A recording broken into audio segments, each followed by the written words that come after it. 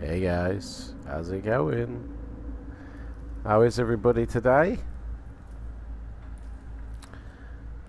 Everybody ready to get this party started? Here we go. Let's do this. Ba-bam! Hello, welcome, fellow adventurers. Can this microphone? Yeah, it's picking it up. How is everybody? Spell sing. Have a good feeling about this. City of Thieves should be relatively easy, shouldn't it? Everybody's played this before. This should be pretty good. Positivity. You'll counter my negativity. You're right, Warmer Gaming Dad. Flaming Hair on. Gosh, it's the regulars. They're back. Wargaming Dad, Rhymester. There used to be a couple of regulars who turned up.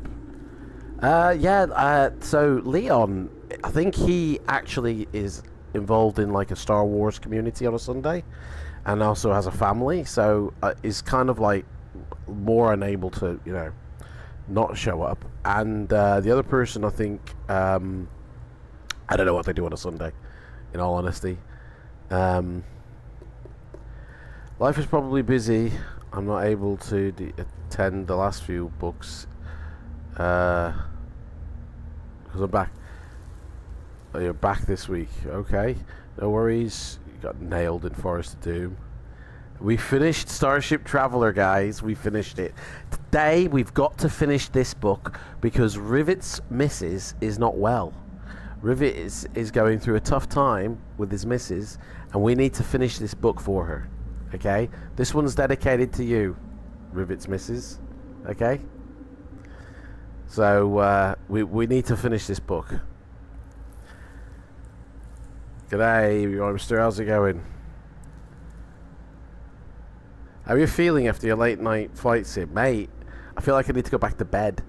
Like, I did a stream on YouTube here, which didn't end till like 3 a.m., 4 a.m., something like that. And then I couldn't go to sleep. I was lying in bed, tossing and turning. I think I went to bed at about 6 a.m. I think. Not good. I think I have had enough sleep, though, because I woke up at 11 a.m. So, I think I had like 2 or 3 hours sleep, which, to be honest, I only need 3 to 5 hours sleep, and I'm fine. So, I think I've had enough sleep, but I feel like I could do with more. So, maybe not.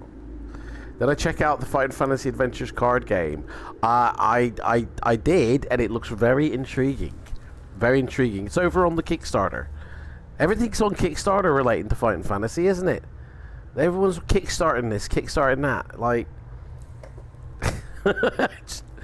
just make it, mate. Just do it. Right. Suppose we better get some stats on the go, hadn't we? What have we got here, guys? Let's create a character. Let's create Mr. Thundercrotch here, yeah? Soul Puncher Thundercrotch, I believe his name was. Isn't that what we said? City of Thieves. Oh, you can't see what's his name down below. You can't, hang on. I'm gonna have to fill in the rest here, so you can see what you're missing. Hang on, how does that work? That's what you're missing, isn't it? That's the bit that's missing. It needs to go. We know who wrote it, to be fair. Hang on, let's sort this out. We know who bloody wrote the book. We don't need that in there as well. Yeah. So sorry, mate, but we need to see the man. Oh, I don't want to disturb the. Oh shit! I have. Too late. Bollocks. Oh, I just touched the. Never screw with it, mate. Never screw with it. You keep touching it, you'll break it. That's what parents always tell their kids. Apparently, Kickstarter cancelled it. Oh, what? And a new pledge campaign is at GameFound now. Well, mate, if Kickstarter cancelled it, there must be a reason why they did. Maybe they're sick of all this fighting fantasy stuff getting kickstarted. Every bloody writer who wants to write a fighting fantasy book, kickstart me to write it. Pay me before I write it. Like, just write the book. Just write it and then release it. You know, the old-fashioned way. Okay. Sorry. Let's roll for our character, shall we? Skill, stamina, luck is what we got to do. 1 for skill. A 4. That's not too bad. We got a skill of 10, guys. That's a respectable score. That's all right. That is. And then for our stamina, we got 12. 7. 7. Just realised I didn't brush my teeth today. And guys, you'd have never known that if I hadn't said anything. Threw myself under the bus. 7. What did I say? 7. That's 19, sorry. And now for my luck. 5, which is good. That's 11 luck. Guys, we got a really good character here. Really good. 5. We got 11 luck, 19 stamina. He was about to say your teeth look really nice and bright. Hey! Got away with it. Almost. You know me, mate. I'll never lie. So, skill, stamina. Okay, stamina and provisions. We do get some food. We have 10 meals in our backpack. We have a backpack that has enough places in it for 10 meals... 10 meals and 7 items, plus we're carrying a sword. Like, this backpack is like Mary Poppins' handbag. So that's that. Now also we get a potion to take on our little journey with us. We either get the potion of skill, the potion of strength, or the potion of fortune. Guys, in the chat, actually we'll do a poll. We'll just do a poll, it's easier that way. Engage with your audience. Start a poll. Which one? Potion time, guys. You guys are all going to start putting it in the chat anyway, aren't you? I bet. So, potion of skill. Potion of... it's stamina, I don't know why they say. And then obviously potion of luck, which they call fortune. So, right, guys. Polls up. Choose your option, basically, innit? What would you like? Keeps catching on that. No wonder my screen keeps flickering. Potion of teeth whitening, mate. That's just rude. Tell you what, I'll go brush my teeth while you guys can decide that. All right? And then there we go.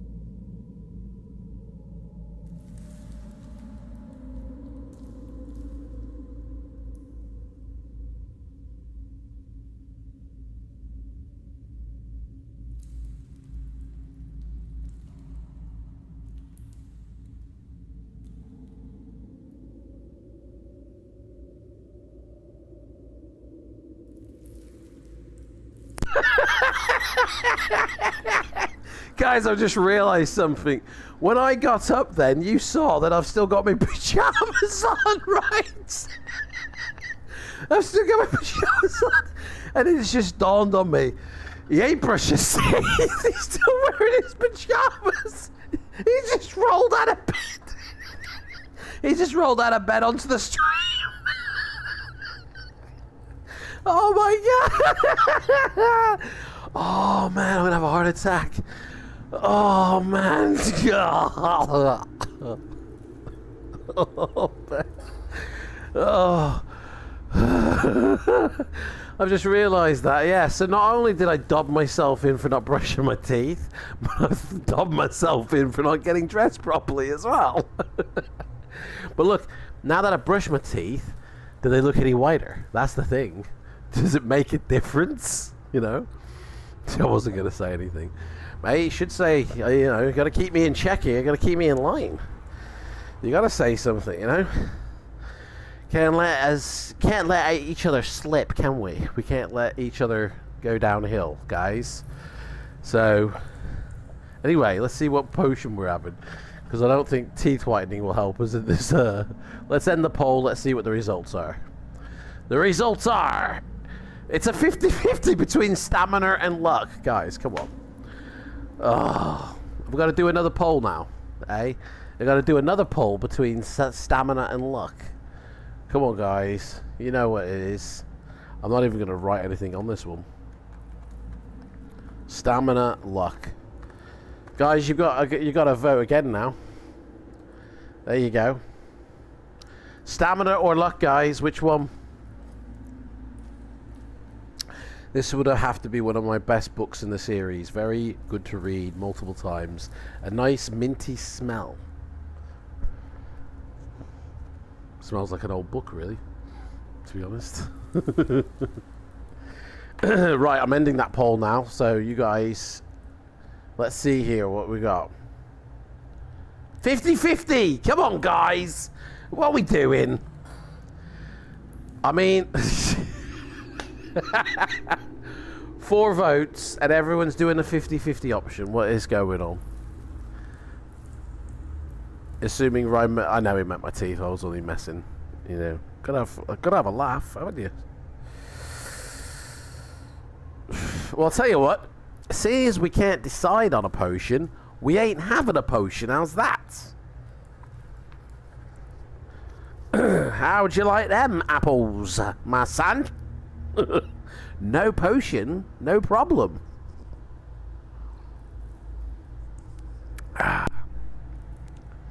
Right. It doesn't say we get any gold, does it? In this book, you don't start off with any money, do you? No.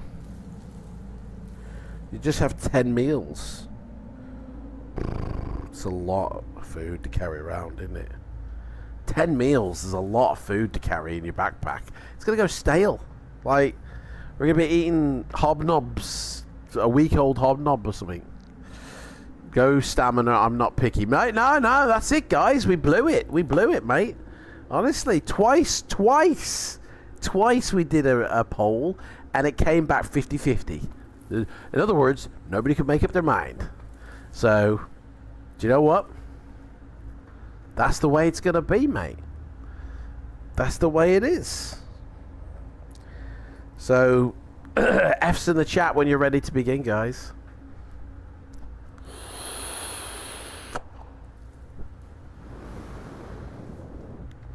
Half of each potion. How do you give yourself half a potion? Hey, how does that happen? You only get half the effect, yeah? So you don't get to go up to full strength. You go up to half. I think we should just get both of them. Wargaming Dan says. Sounds like a potion I can get behind. Well, there we go. This will be the first one we try without potion. Maybe we don't need the potion. I mean, we got a skill of 10 and a stamina of 19. We're pretty badass. We don't need no stinking potion. Hey? Okay, guys. My throat's a little rough today, okay? I think I've got a cold. I've just run down from staying up till like 6 a.m. every day. But yeah, we'll see how we go, shall we? A little bit of a as well. You are an adventurer in a world of monsters and magic. Living by quickness of wit and skill of sword, you earn your gold as a hired warrior, usually in the employ of rich nobles and barons on missions too dangerous or difficult for their own men. Slaying monsters and fearsome beasts in pursuit of some fabled treasure comes as second nature to you. Being an experienced and highly trained swordsman, you allow nothing to stand in your way on your quests. This sounds like an advert to join the military. Do you know what I mean? I was born in Alancia, but I was made in Titan, you know? Your success on a mission is always assured, and your reputation has spread throughout the lands. Whenever you enter a village or town, the news of your arrival spreads through the citizens like wildfire. Mate, you've got BDE in every city. As few of them have ever met a dragon slayer. Dragon slayer, we got a name for ourselves. We are a dragon slayer. We're wearing dragon boots, not crocodile boots, or a crocodile skin belt, or a crocodile skin jacket. No, we got dragon jacket on. We're wearing a dragon belt with dragon shoes. That's how badass we are. Anyway, one evening, after a very long walk through the outlands, you arrive at Silverton, which lies at the crossroads at the main trading routes in these parts. Great wooden wagons, hauled by teams of oxen, are often seen rumbling slowly through the town, laden with herb, spices, silks, metalware, and exotic foods from Oregon, where they've come from the Oregon Trail, and then they've ended up at Silverton with their oxen and their wagons, you know? Over the years, Silverton has prospered as a result of the rich merchants and traders stopping there en route to distant markets. Its wealth is quite apparent, with ornate buildings and richly dressed people aplenty. But as you enter the town gates, something strikes you as not being quite right, okay? The people look nervous and they're all on edge. Then you notice that all the windows on the buildings have great iron grills bolted over them, and the doors have been strengthened. Although you prefer your own company to that of others, you decide this place looks like a place I can stay the night in. So we'll stay in Silverton for the night. We'll find out what the hell is going on with this town, because it's nervous pervers city here. So let's see what's going on. As we walk down the main street, a single note from a bell rings out from a tall tower ahead, and then a man shouts almost desperately, "Nightfall! Nightfall! Everybody indoors!" You see people scurrying around with anxious faces and looking surprised when they see you. Man, I'd be thinking Count Dracula's coming. Across the street you see a tavern with the words "The Old Toad" painted on its signboard, and as you enter the tavern, a whisper runs through the locals as they recognize you. Oh, that's him. Oh my god, he's here. Oh my god, look at him. Oh my god, look at them dragon shoes he's wearing. Some put down their mugs and stare, you know, while others don't. They still have their mugs, you know, and they're like, mate, prove me wrong.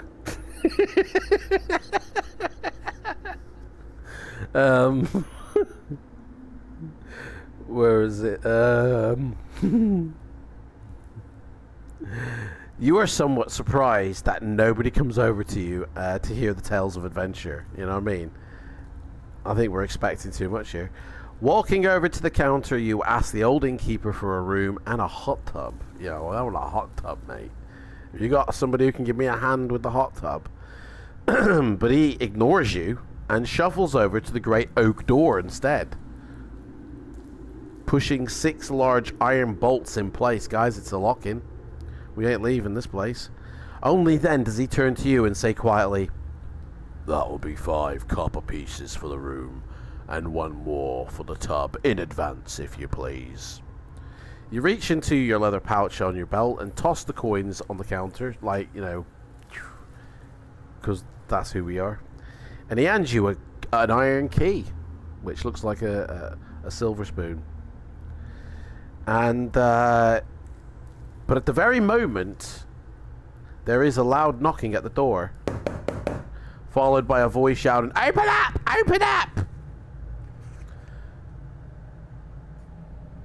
This is Owen Carifil. Carolif. Can't say my own name." The old innkeeper shuffles over to the oak door again, slides open the bolts. See, if it only served us first, then he wouldn't have had to do all that shutting and unshutting. You know. Then a fat balding man dressed in rich scarlet robes bursts into the tavern. Looking around frantically, he sees you and walks quickly in your direction, huffing and puffing. He is a man certainly not used to haste. You notice great beads of sweat on his forehead in the pale candlelight of the room. And as he nears you, he calls out urgently, "Stranger, I must speak with you. Please sit down. It is important that I speak with you." When he turns to the innkeeper to snap his fingers, "Yo, garçon, get me some food and drink here. I'm famished." Like, you can see that he's obviously of some standing in the town, but his face is full of anguish and sorrow. Being curious, you decide to hear what the hell this man has to say. He pulls out a chair for you at the table, bidding you to sit down, even though you're already sat down on your own table, were you? I don't know. Maybe not. The innkeeper bustles in with a tray laden with hot broth, roast goose, and mead. Suddenly, the innkeeper's our best friend here. The man in the scarlet robes sits opposite in silence, watching you as you just tuck into the food.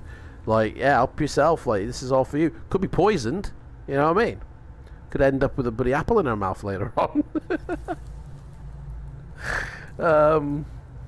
Finally, as you push your plate away, because you've just, gone through the lot, the man leans forward and says in a low but anxious voice, "Stranger, I know of you and seek your aid.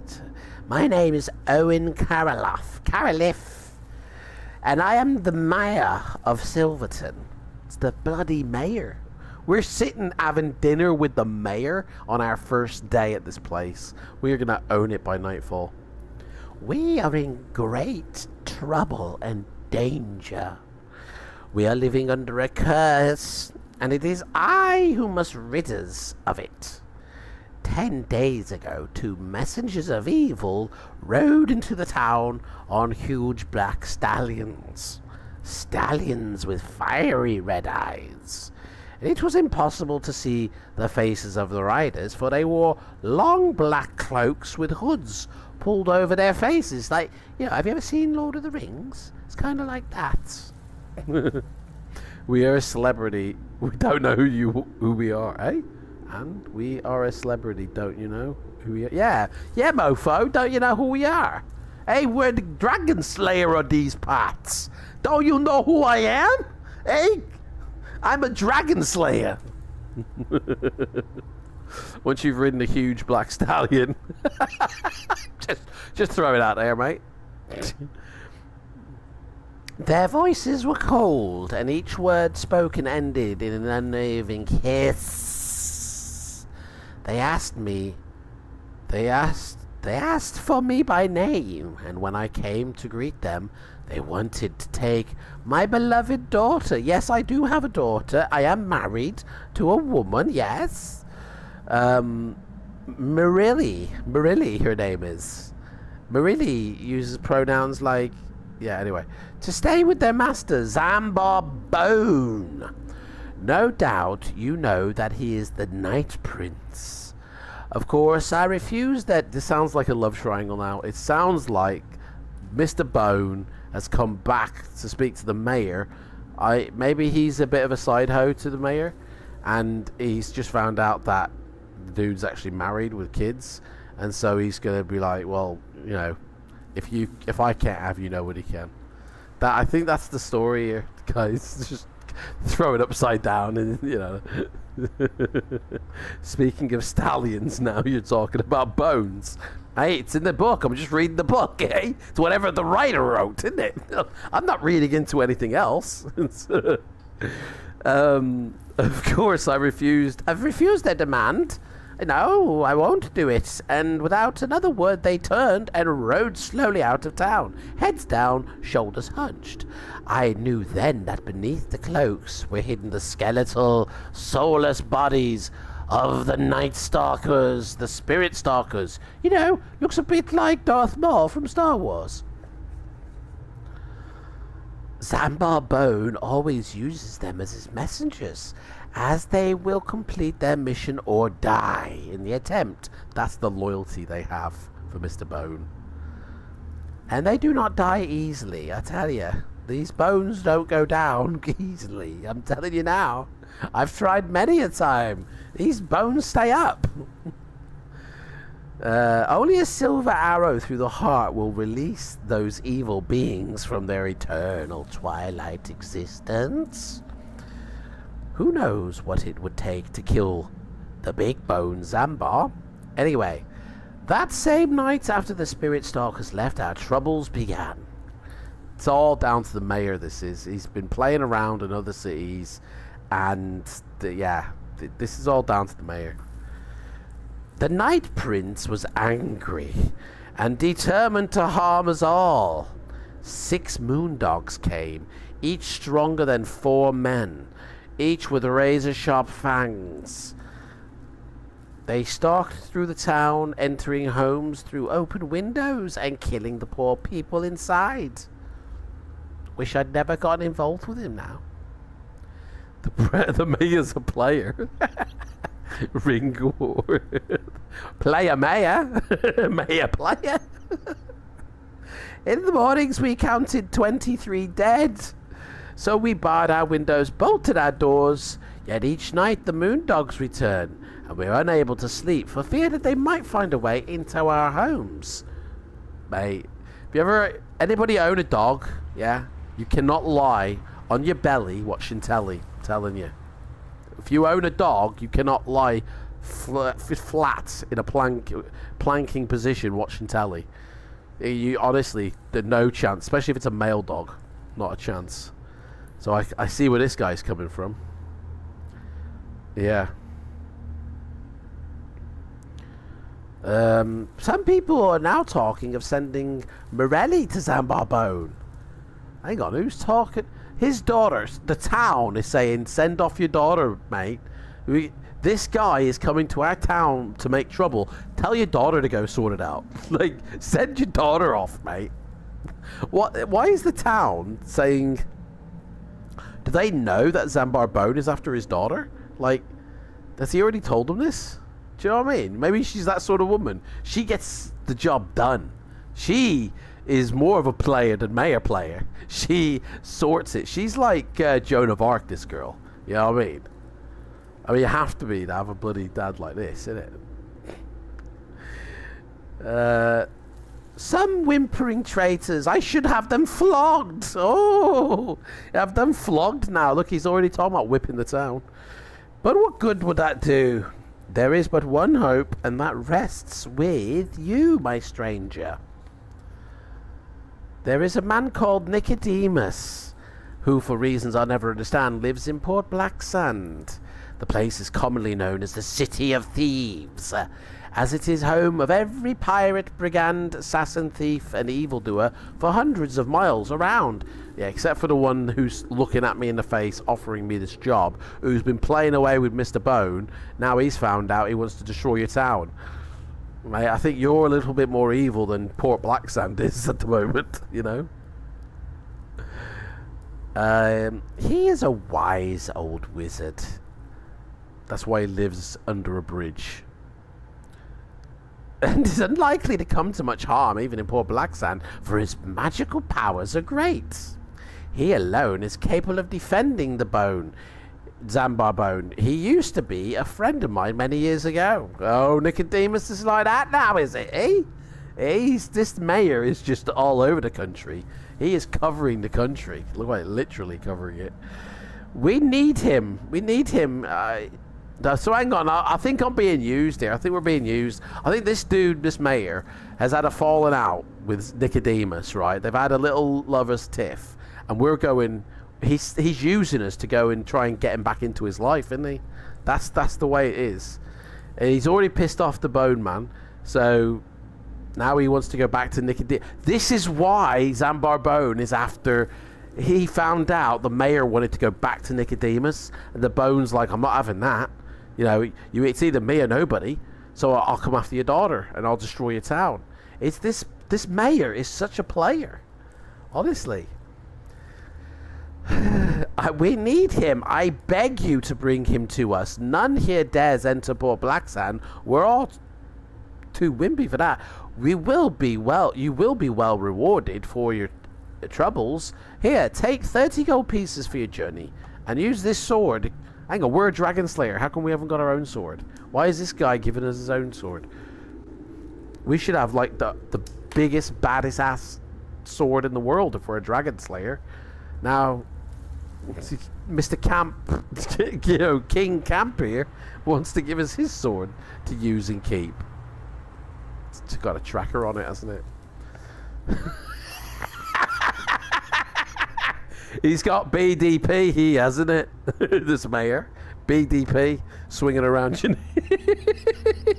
Why do they always want the mayor's daughter over the princesses? Yeah, exactly.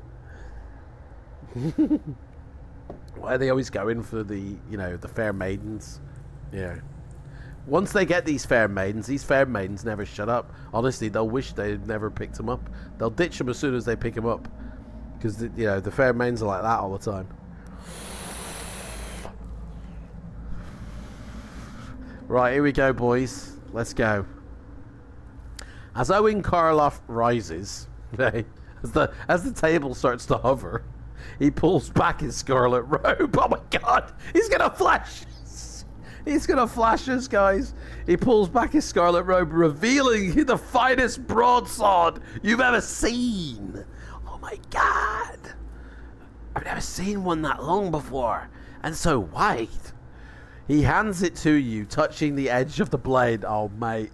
Seriously, this book is ruined for me now. Oh my god, I cannot believe this. You are surprised to see a droplet of blood, though, fall from your finger. Ooh, sharp. You then examine the marvelous ornate gilded serpents twining around the hilt. It's got two serpents either side of the shaft here. You've never wanted anything so badly in your life before. You know what? I'm beginning to actually question the writing on this here. Like, you stand up. You stand up. You get a hold out. You stand up and hold out your right arm to Owen, who shakes it eagerly, saying, "You must set off at first light of dawn. Stay the night at mine first. The moon dogs will be gone by then. I shall be forced to stay the night here also. So maybe, let's drink to our destiny, and maybe that's it. Get me pissed before you send me on my mission, because that's going to give the best results, isn't it? Yeah, this guy's just after me. This guy's trying to get me. Let's drink to our destiny, and may the gods be with us tonight." For the next hour, Owen talks to you about your coming journey. Right. Explaining in detail how to reach Port Blacksand. Later, you gather up your backpack, furs, and climb the wooden stairs to your room. You sleep uneasily despite the security afforded by your new broadsword, as you are more than once woken by the sniffing, scratching and howling of the mayor. Or it's the moondogs outside, sorry. By dawn, you are already awake and dressed and determined to reach Port Blacksand quickly to find the mayor's ex-lover Nicodemus. As you leave the tavern, a black cat scurries past your feet, and you almost trip. A bad omen, perhaps? Honestly, eh? Is this what they call him now? Mate, this book is questionable as an adult, isn't it? Or is it just me? It's probably just me. Oh, my life.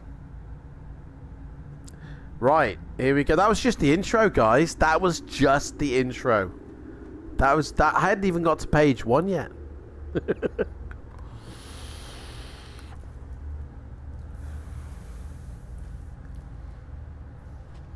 I keep seeing these little emotes come up in the chat, but I don't see the emote in the chat. It like rises above, like within. Look, there's a heart. There's hearts. Like, where are these coming from? These hearts and these laughing emotes. Is somebody on their phone? But why isn't it showing in chat? Like, there's the laugh. Guys, can you see this? It says 100 and it's a party. Guys, can you see this? Can you see what I'm seeing? It stops now, but it was honestly 100 and it was a party. It's a YouTube thing now. Rhymster's doing it. Here we go, Rhymster. What you doing, mate? What do you mean it's a YouTube thing now? Man, that... Right, okay. 50 Shades of Bone. The City of Thieves in the playroom with 50 Shades of Bone. This book basically is the 50 Shades... This is... Zambar Bone is Mr. Grey, isn't he? That's what it is. City of Thieves. Poor Black Sand's a giant playroom. You've seen it in other streams. The first time I've seen it, for me, to be honest. First time. Right, let's continue, shall we? Because the walk to Port Blacksand is treacherous. I imagine we're on the plains, to be honest. Probably on the plains. It takes you west some 50 miles across plains and over hills. Fortunately, without any harmful encounters. But eventually, you end up at a high city wall surrounding Port Blacksand, and the cluster of buildings projecting into the sky like an ugly black mark. Ships lie anchored in the harbour. Oh, so there's a harbour now. So, if we're at a port, are we? What the hell? We're at a port. There you go.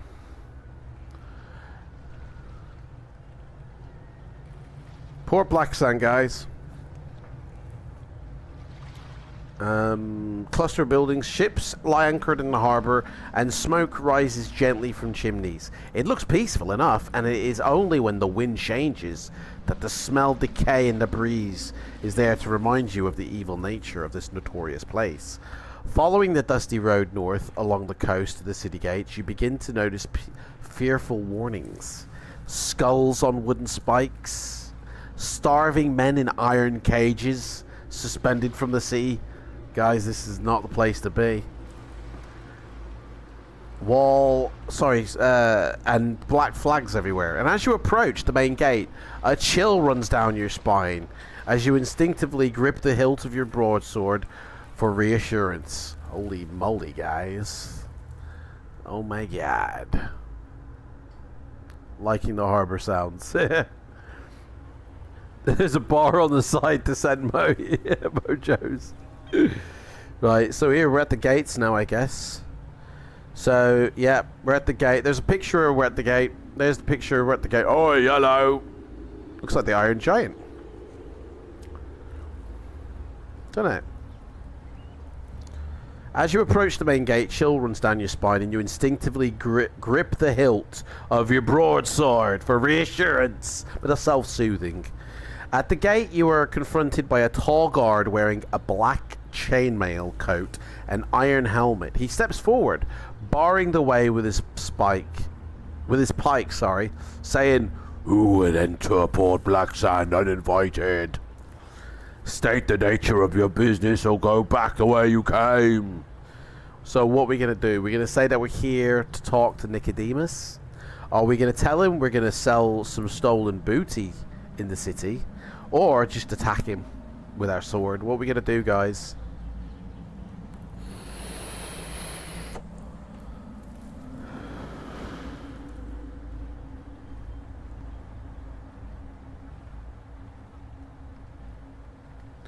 We're here to speak with old Saint Nick, yeah? Yo, I'll come here to speak to Nicodemus, mate. I'm an old friend of the family. Hey. Very extreme gimp outfit. Yeah, basically, isn't it? The guard replies that he will send for an escort to take you to Nicodemus. He reaches up to a small bell. He reaches up to a small bell on the wall of a guardhouse. He rings that bell in 3 times. Almost immediately, 2 other guards come running out of the house, and you're surprised when they each grab hold of one of your arms. And the guard with the pike looks up to the sky and laughs. Ha ha ha! So you want to see Nicodemus, do you? How would you like to see the inside of a dungeon stand instead? Ha ha ha! Guards, take this fool away to be shackled and throw away the key. I mean, this is not a nice welcome, is it, in the city? So what are we going to do? We're going to allow ourselves to be taken away? Are we going to attempt to fight the guards? Or are we going to try and throw some money their way and bribe them? What do you want to do?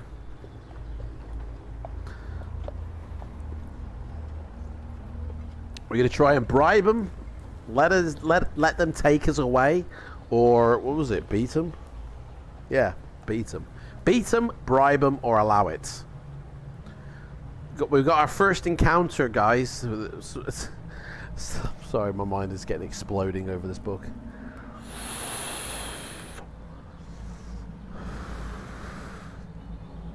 City of Sodomy, this book is. Head for the cells, Aladdin. Right, so we're gonna allow ourselves to be taken away. So we're going downtown into the dungeons. Hang on a sec, where's my dungeon? My dungeon has done one. I didn't put the dungeon in. Sorry guys, that's just really bad, isn't it? There it is. Well, that's not really the one that I was thinking it was, but let's try. Yeah, we'll just go with that one. Oh no, there it is. I did have it in. I did have it in. Fucking hell. Waste. Right, 2 guards lead you into the guardhouse and take you immediately downstairs to the cells below. There are 4 cells and they're all empty except for 1. So they're not all empty. Which houses a frail, white-haired old man. The guards unlock the cell next to the old man, throw you in. Placing your sword on a table outside, the only contents of this cell are a straw mattress and a pail of water. So it sounds like my room here, to be honest. The guards go back upstairs and they disappear. The old man gets off his bed and starts to speak. You're an outsider, aren't you? Don't reply, it's obvious. Do you want me to set you free? Give me 10 gold pieces and I'll have you out in 5 minutes. It's like the dude from Aladdin, you're right, mate. The old man then puts his arm through the bars of your cell with the palm of his hand upturned. Shall we give this guy 10 gold pieces, this crazy old loon? Is he gonna, or would you rather ignore the old man? Do you reckon he knows what he's talking about, or is he just like... You never can tell.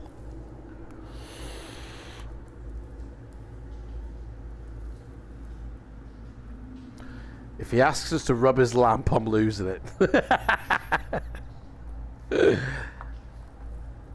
Are we giving him 10 gold pieces?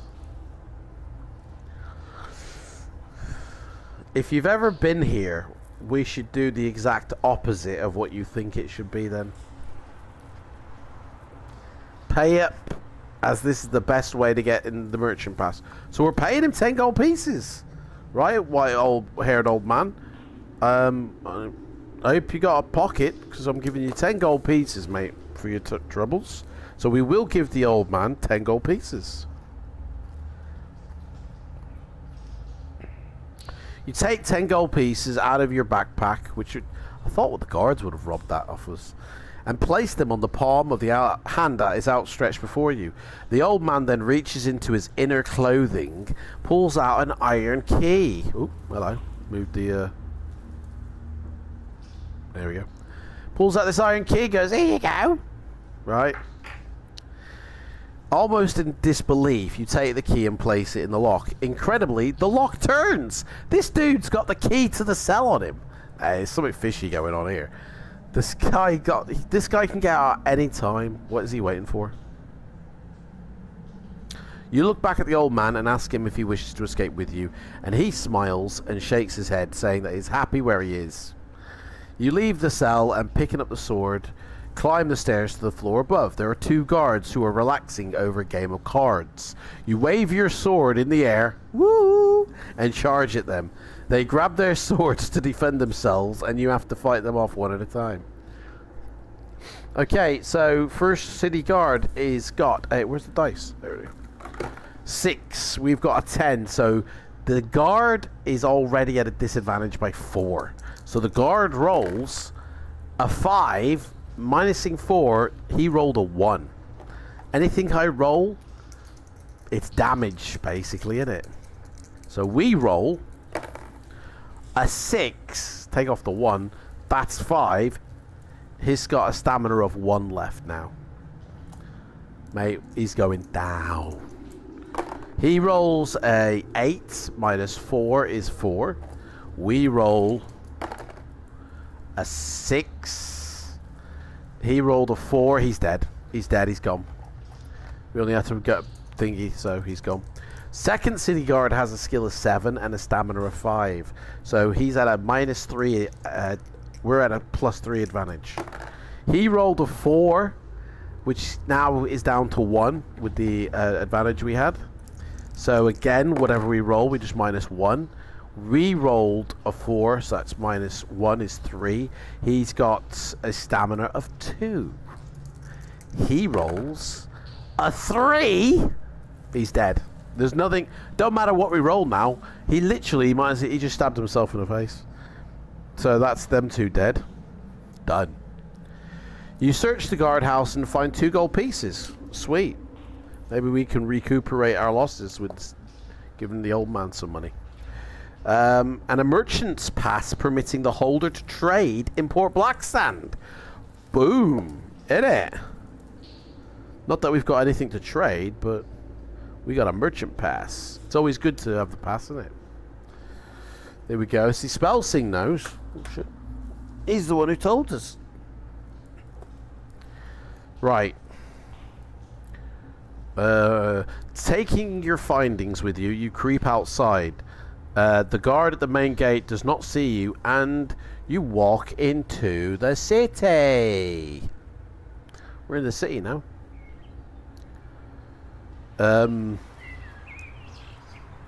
Yeah. So now we're in the city. Through the main gates, you see that the rubbish-filled streets of the port are narrow and cobbled. Old and decrepit buildings line them closely, and with their upper stories hanging menacingly, you may, if you want to, go down Key Street, which is west, head north along the Market Street, or go east down Clock Street. What do you want to do, guys?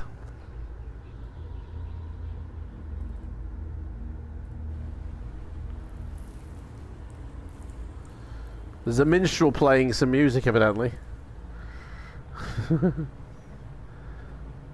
Let's try that one. Yeah, that'll do. East. We're going east, are we? Okay. We're heading east down Clock Street. Speak of the devil, what time is it?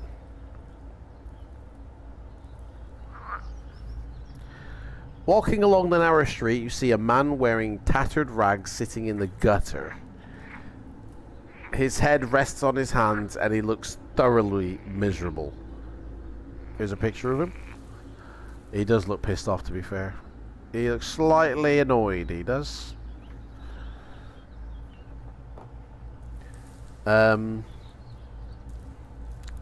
you wish to stop and talk to him, guys? Or would you rather continue walking east? What shall we do?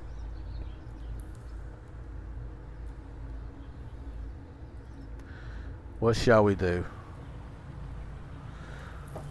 The artwork is really nice, isn't it? Yeah, definitely.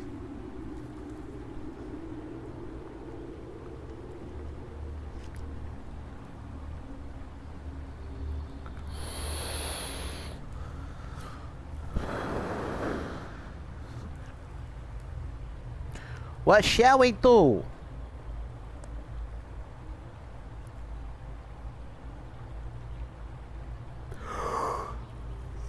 Pardon me.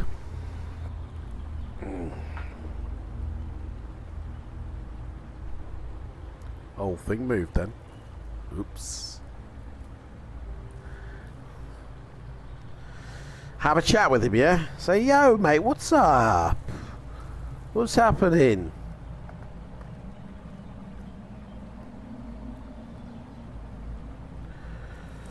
As you approach the man, he suddenly springs up and screams at the top of his voice, and he produces a dagger from his ragged clothing, and he leaps at you. His wild eyes belong to a man insane or possessed, and you must fight him now. Really? Rhymester, you knew that was going to happen, didn't you? Because you've mapped out this book.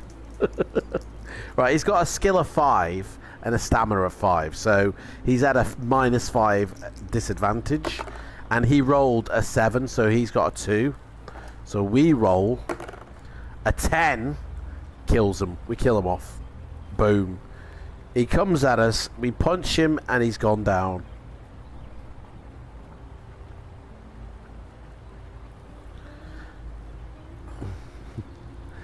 A leather pouch hanging around the neck of the man contains a small glass ball which has what looks like swirling smoke in it. Do you want to smash the ball on the ground, guys?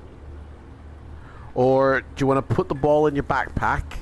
Or just leave it behind and continue east? What do you want to do, guys?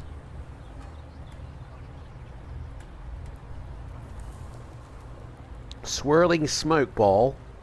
We can smash it on the ground for a bit of fun. Put it in our backpack, or just leave it.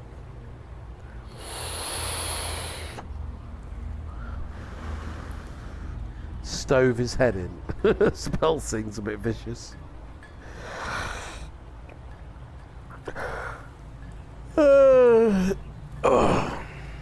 Maybe hold on to it for a bit. Okay, we'll put it in our backpack. So, crystal ball I'll put. Crystal ball. Okay, so it's in our backpack, and that's the one we turn to. The smoke in the glass ball appears to vanish as you place it carefully in your backpack.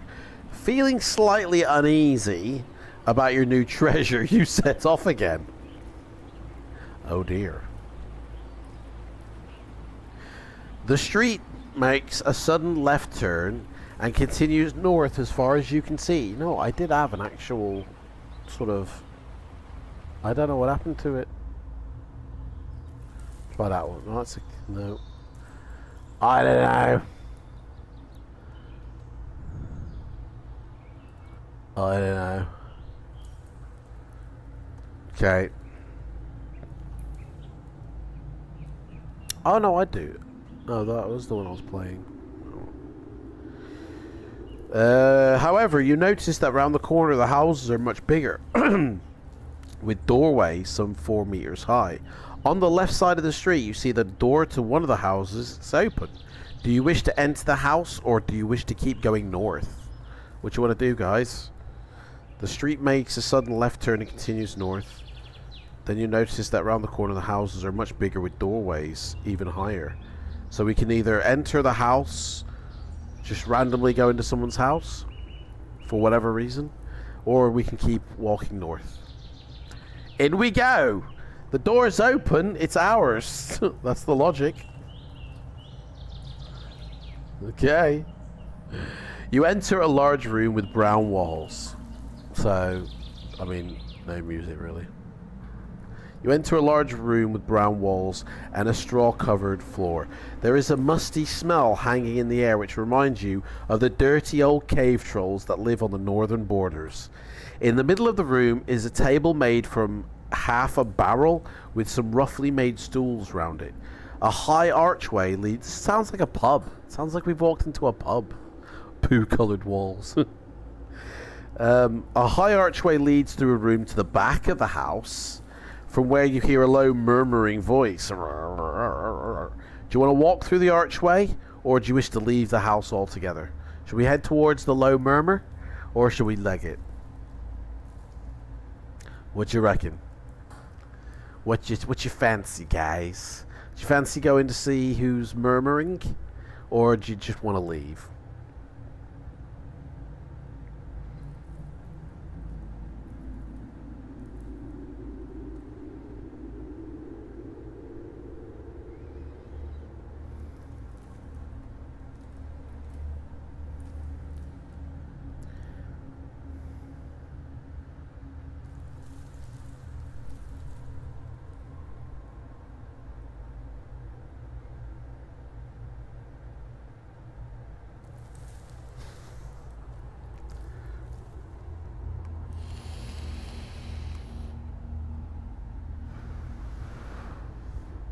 Check it out.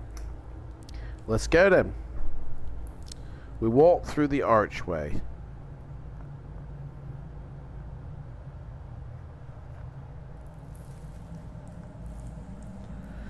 The archway leads into a large room in the center of which crouches a human-like figure. We've come across the Elephant Man. I'm not an animal. Which crouches a human-like creature, some 3 meters tall. He looks very worried and is muttering to himself. The lumps on his face are distinguishing marks that he is in fact an ogre.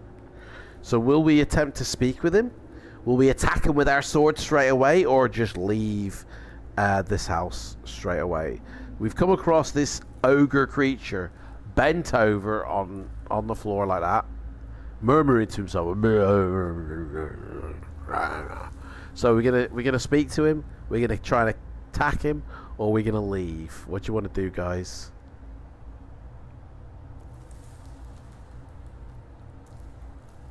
Can't believe it's been a week already, guys. It really only seemed like yesterday that we were doing. Guys, has it really been a week? Like, seriously, it only feels like yesterday that we did Starship Traveler. Have I got the right day? Today is Sunday, isn't it? Friendly chat. Yeah, he looks nice enough. Okay, we'll attempt to speak with him. Tues. So, excuse me. Have you got any brown sugar I could borrow for a cup of tea? Before you're able to speak a word, the ogre's voice booms out saying, "Fee, fi, fo, fum. Somebody has stolen all my food. Will you give me some of yours?" Do you wish to give the ogre some food, by the way? We'll have to give him 2 meals if we decide to do this, or we can refuse his request and say, "No, I ain't giving you shit, mate." What are we going to do? We're going to say no, or we're going to help a brother out? We're going to help a brother out and give him 2 meals, or we're going to say, "These meals are mine. There are many meals like it, but these meals are mine." It's been a week since Star Trek Traveler. Feed him. Wargaming Dad says feed him. Right, we're giving him 2 meals then. Taking away 2 meals from our food, and we'll give him the rich tea biscuits. There you go, mate. Have something to eat. The ogre gulps down the food in no time at all, licking his lips. He turns to you and tells you to get out now. So, do you wish to obey the ungrateful ogre and leave the house heading north, or do you wish to draw your sword and attack him, saying, "I just fed you, mate, and now you're telling me to get out. You throw me to the gutter, and I've just fed you." Like, what do you want to do, guys? Should we just go, well, whatever, Trevor, I'm out of here, and just walk away? Or are we going to turn and attack him and say, "You ungrateful swine"? What do you reckon you want to do, guys? cave his head in for insolence. Alright, we'll draw our sword and teach him a lesson. Say, don't be so rude, mate. I've just fed you. We've just given him energy as well, haven't we? We've just given him more... Screen's just flicked on and off. It's been doing that for all week. Don't know why. The ogre looks unimpressed by your aggressive action and picking up a large bone as his weapon. He lumbers towards you. You must fight him. He has a skill of 8 and a stamina of 9. So he's at a -2 advantage. So he rolls a 7, guys. So he's rolled a 5. We've rolled a 3. Holy shit. So he rolled a 5. We rolled a 3. So we lose 2 points. Bones again. This is so much bone in this book. It should be called City of Bones, to be honest.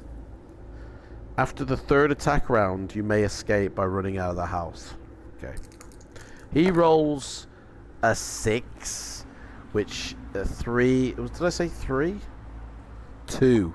So he rolled a 4. We've rolled a 7. He rolled a 4, so we won that one. He loses 3 points. He's now down to 6. City of boners. Honestly, that's what it is, mate, isn't it? City of boners. He rolls a 4 with a 2 disadvantage, so he rolled a 2. We rolled a 3. That was nearly double 1, guys. That was nearly double 1. He only loses 1 point. He's down to 5 now. So guys, we have the option of escaping now. We've done 3 attack rounds. He rolls a 6, which becomes a 4.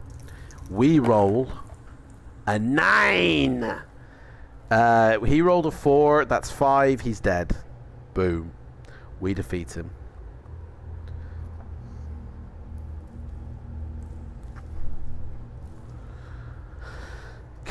Yeah. The ogre's room is full of clutter and discarded bits and pieces.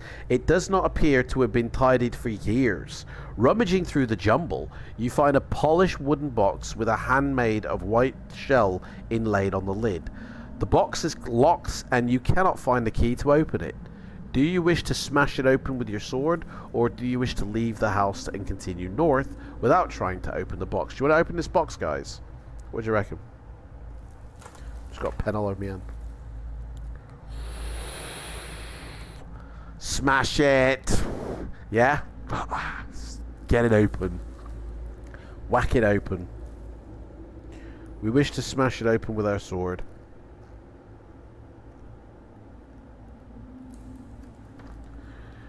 The box shatters and you see 2 gems, 15 gold pieces and a white silk glove lying amidst the broken pieces of wood. If you wish to try on the glove, okay, don't touch that Michael Jackson glove. Do you want to try the glove on, guys, and start singing Billie Jean, or would you wish to leave the house only taking the gems and the gold? What do you want to do, guys? And I'll tell you this now. No. Don't know where that glove has been. Guys, come on. What's going on? Do you have a sense of adventure, yeah? You guys want to try on the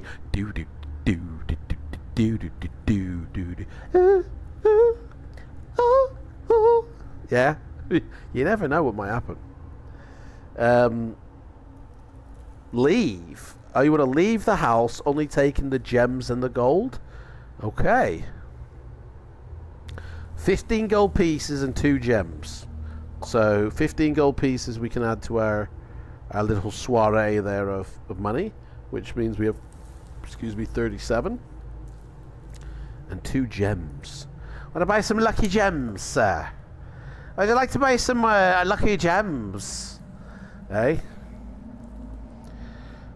You want to try... we wish to leave without trying on the glove. There is nothing useful to be... Oh, sorry. On the right-hand side of the street, we leave, you see. We leave. We're back in the street, guys. We're back in the street. Back in the street. You see a large wooden barrel and a small boy sitting beside it on a stool. Do you wish to talk to the boy, or do you wish to keep walking north? So we've left, and outside, on the right-hand side of the street, there is a large wooden barrel and a little kid sitting on top of it. Little kid sitting on a barrel. And do you want to go up and speak to that kid? Or shall we just carry on walking and screw that kid? Not as in literally, you know.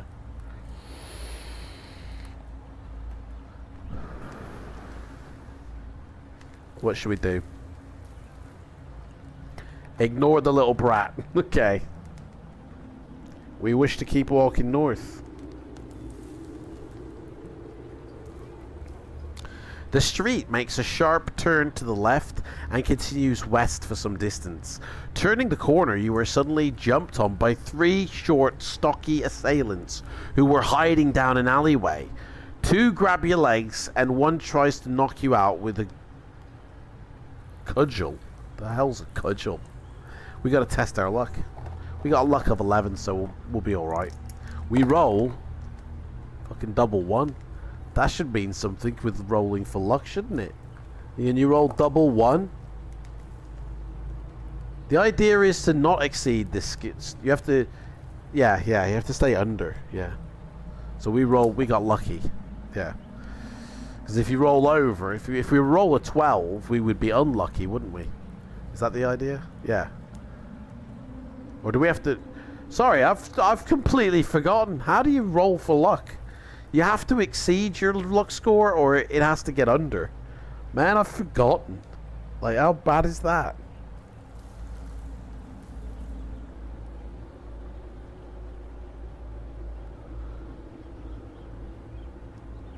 If the number rolled is equal to or less than your current score, you have been lucky. Yeah, that's it. Under the luck score, yeah. Thought so, yeah. And I'm doubting myself. What's going on?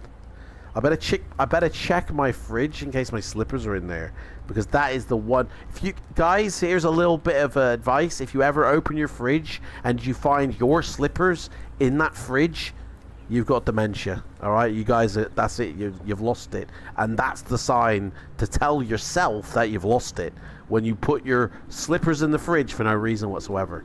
Okay, and you don't remember doing that. When you open the fridge, if you find your own slippers in there, and your partner's not playing like a practical joke on you, that's it.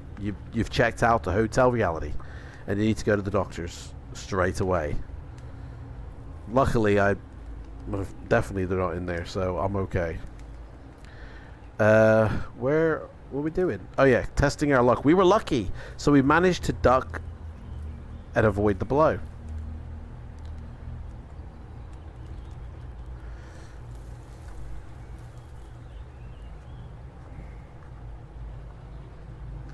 So forgetting where you are, though, is fine. Yeah, you can forget where you are, of course. You can forget simple things that you've remembered all your life. That's fine. You know. There's a little bit of free advice. So as the cudgel swings through the air above your head, you punch the dwarf. Little man's getting it in the face. He lets out a scream going, "How could you do that to a child?" And I'll say, "You're not a child. You've got a white beard, mate. You're a dwarf. Come on." Feeling his bleeding nose and seeing the blood on his hand, he screams again and runs off down the alley. Something about being PC, and you shouldn't say dwarf, you should say little people.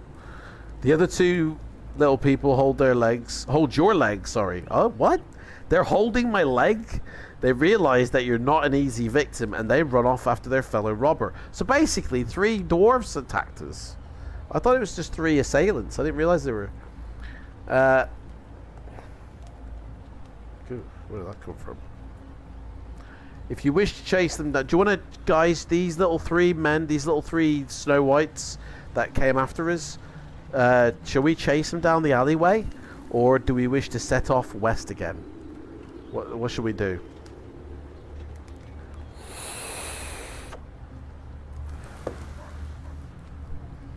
Should we go after them? It should be quite easy to catch up to be honest, you know. Or shall we just go west? Sorry.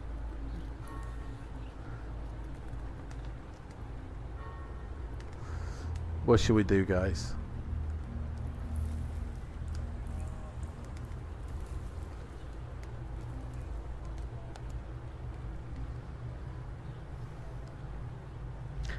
Let's go west, where the air is born. Okay. On the left side of the street is a flower shop after we've gone west. The window is filled with exotic and colourful flowers. You can smell the freshness. Do you wish to enter the hay fever shop, or would you prefer to keep walking west, guys? What do you want to do? Should we go in, flower shop, or should we keep on walking?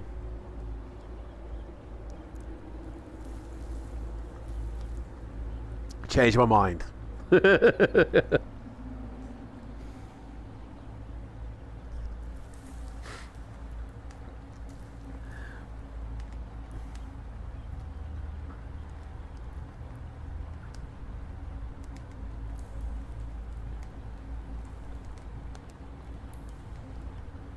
you hear drums beating? Can you?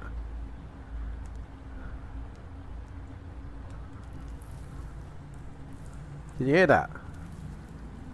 Very faint.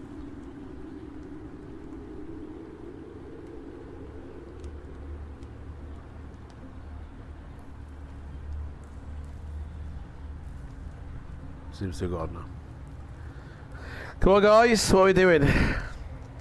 Flower power or not? Ignore the flower shop. Okay. Keep walking west then.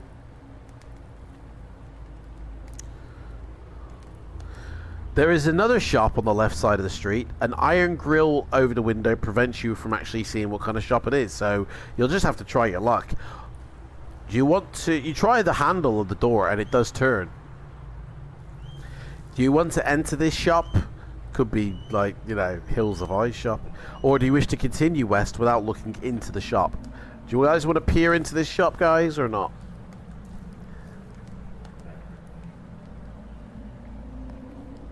Do you know what? This feels a bit like that, pardon me, the one that Ian did recently, you know, where you have to go through Port Blacksand and you have to actually buy a few things. I think you have to end up having to buy a sword as well.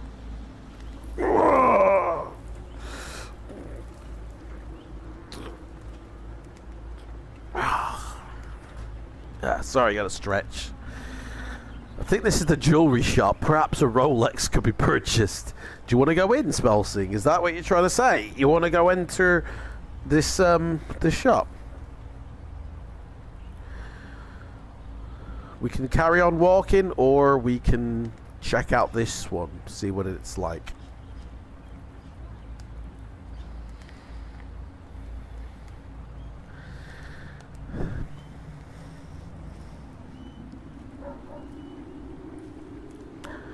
What shall we do? What shall we do?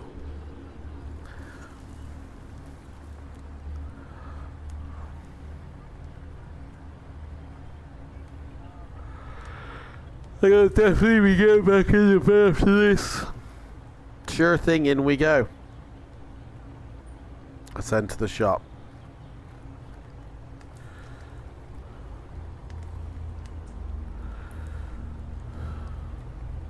Once inside the shop, you realise why the windows are barred. It's a jeweller's shop. Ooh. Standing behind the glass counter is a huge bald-headed man with an eye patch covering his left eye. His left eye. He gives you a welcoming smile, but the sight of his ugly mouth with his few black-stained teeth, because he hasn't brushed them before his stream, does not inspire confidence. A huge battle axe hangs conveniently behind the man to deter any would-be robbers. On display are several ornate rings inset with diamonds, emeralds and rubies. And the man asks you whether you're buying or you're selling. What shall we do? Ask for the price of the rings, offer him to sell some gems. We've got 2 gems we can sell him. Or attack him with your sword. What shall we do? Shall we sell our gems, guys? Or ask to buy? We've got 37 gold pieces, so we have got some money if we want to buy something. Or we can try and just kill him and take everything he's got. You know? What do you reckon?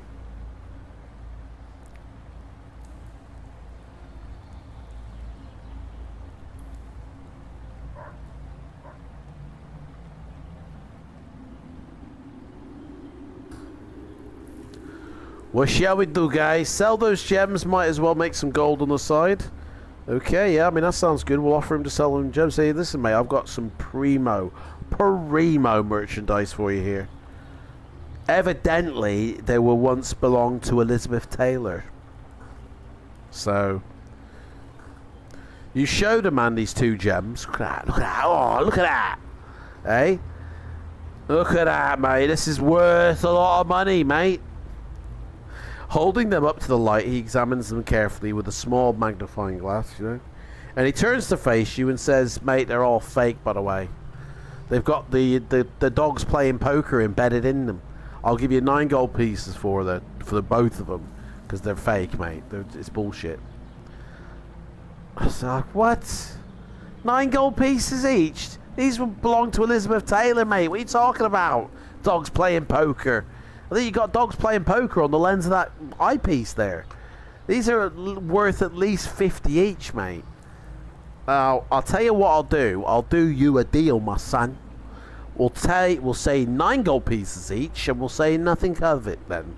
And he turns and says, I'll offer you 9 gold pieces for the 2. So do we accept this offer, guys?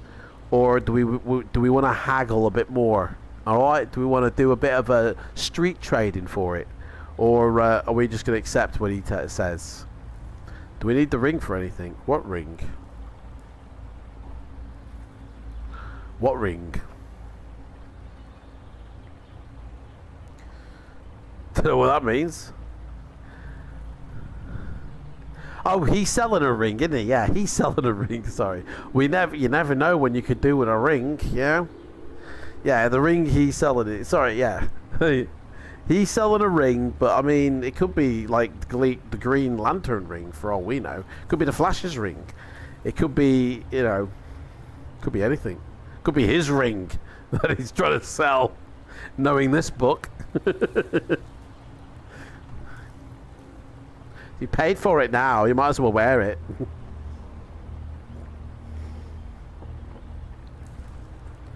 Accept the offer, I think, and perhaps buy that ring. Okay.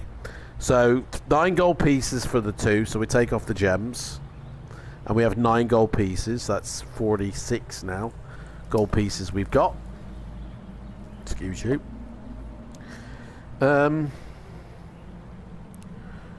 We accept the offer, mates. Go on then. You know, don't tell Elizabeth, though, that I sold it for this much. She obviously wanted a cut of this, and she's going to be disappointed. The man hands you the gold and puts the gems under the counter. Yeah, he don't care about them. Do you now wish to inquire about the price of his ring? Or have you had enough of the transactions for the time being and leave the shop and head west? What should we do? Should we ask about his ring? Or should we leave? Right, Bobby Dazzler.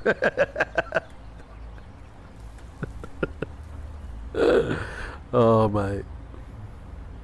Guys, we have to be careful. We're doing this book for Rivet's wife, who's not very well in hospital. We've got to complete this for her, okay? We love you. Did he tell me her name? I can't remember. Let me just double check here.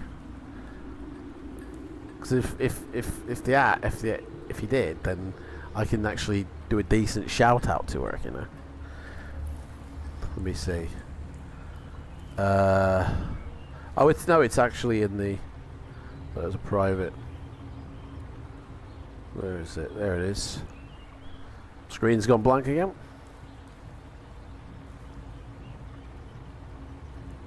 Angela. That's what it is. Angela, this book is for you, girl. We're doing this for you, Angela. Get better soon, please. Please get better soon. Right, ask about access to his ring. Lovely, lovely jubbly, innit? Hang on, I've got you there, mate. I've got you there. I'm. Oh no, that's the wrong one, and that's the wrong. No. Hey, lovely jubbly. There you go. Yeah, get well soon, Ange. Please come back. Yeah, so we're going to inquire about the price of his ring. Is that what you're asking? Ask. Yeah. Okay. Here we go.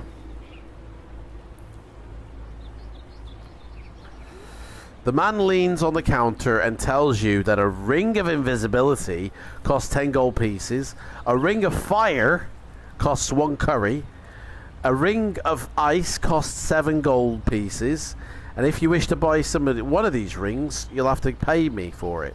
Guys, are we buying any of these rings?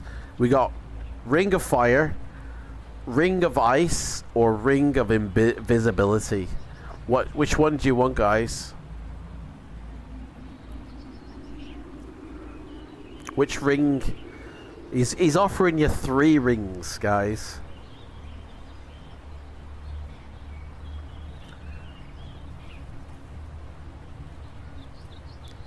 Each ring, by the way, does it say a price? Yeah. Oh, so the ring of invisibility costs 10 gold pieces. The ring of fire costs 8 gold pieces, and the ring of ice costs 7 gold pieces. We've got 46 gold pieces, so technically we could buy them all. Right, so Flaming Heron says gotta be the invisibility. Wargaming Dad says buy them all. So what, should we buy them all or should we buy just one? Invisibility sounds like a larf? Laugh. Yeah, sounds like a laugh. What do we think, guys? Should we buy them all, or should we just buy the invisibility one? Let's go crazy and buy them all. That's 2 people saying that. Right, we're gonna buy them all. So 18 plus 7. 18 is 25 gold pieces deducted. 25 gives us 21 gold pieces left over. And now we have 3 rings in our backpack. And I'm just going to put 3 rings. Because we're not going to wear them. We're not going to put them all on at once like bloody Liberace, are we? So we'll put them in our backpack, which is taking up a space. And then as soon as we use one of them, I'll knock them out of our backpack. Okay? So we've done it. We slipped the rings. Oh, it says on our fingers. So it is Liberace style, to be honest. Hey,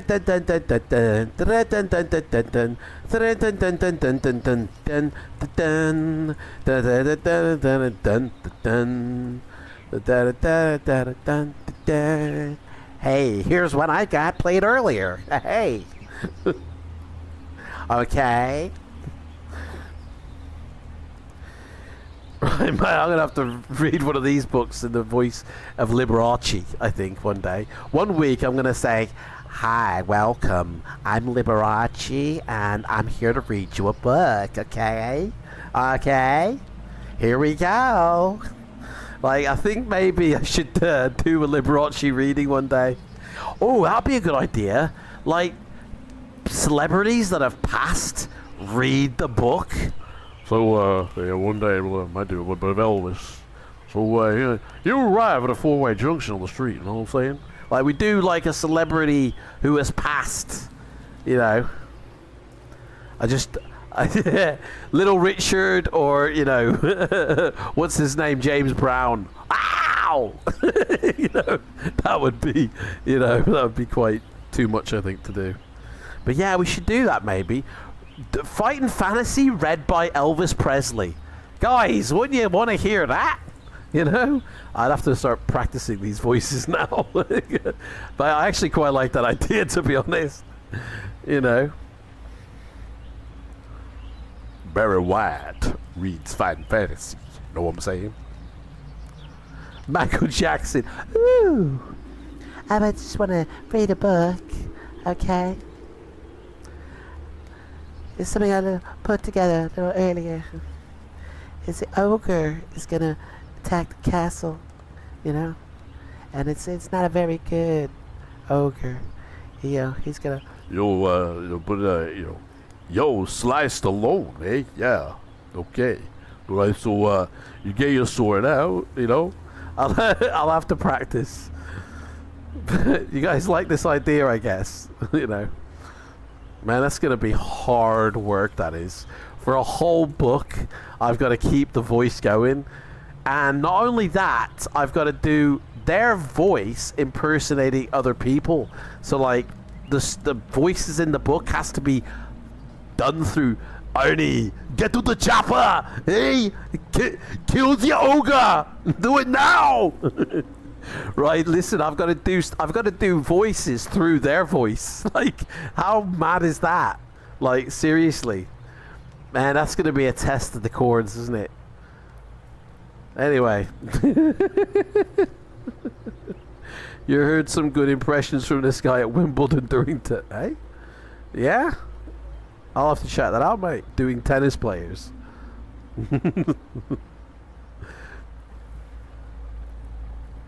Right. What was we doing? I've completely forgotten where we're doing.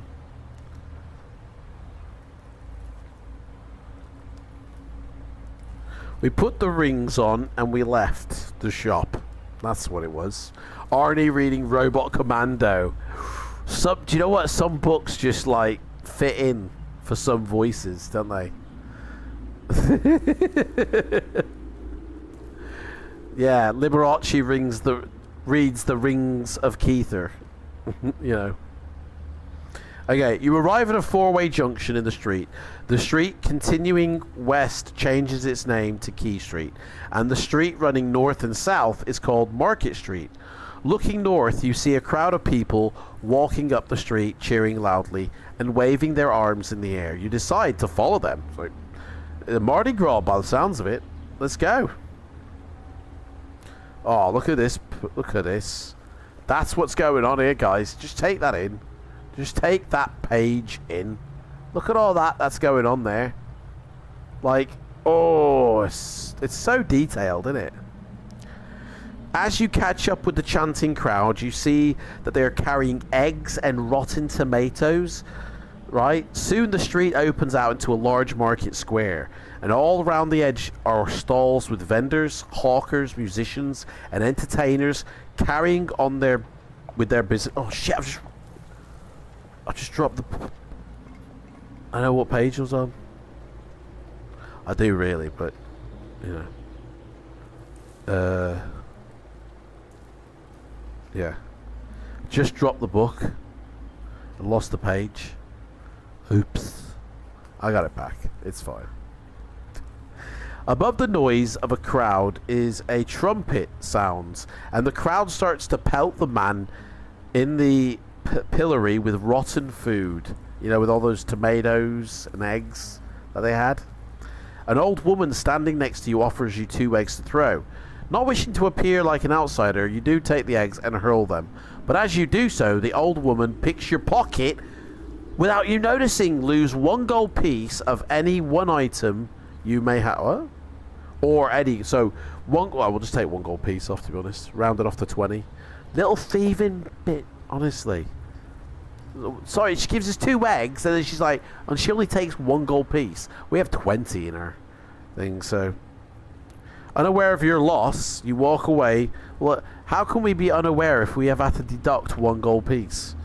Eh? That don't make any sense. You walk away from the crowd to look at various stalls. Thinking that you've got 21 gold pieces and you want to buy that item that costs 21, and then it turns out you've only got 20, and he says, sorry, 21 or nothing, mate. And you say, but I had 21 gold pieces. I don't know what happened to that other one. I ain't got any holes in my pockets. I had 21 gold pieces on me. I must be going crazy. The food stalls are selling fruit, vegetables, meat, hot soup, corn, and chestnuts for hungry shoppers. You may eat some hot food if you wish. Okay, pay 1 gold piece, and it'll increase your stamina by 2 gold. 2 gold by 2 stamina points.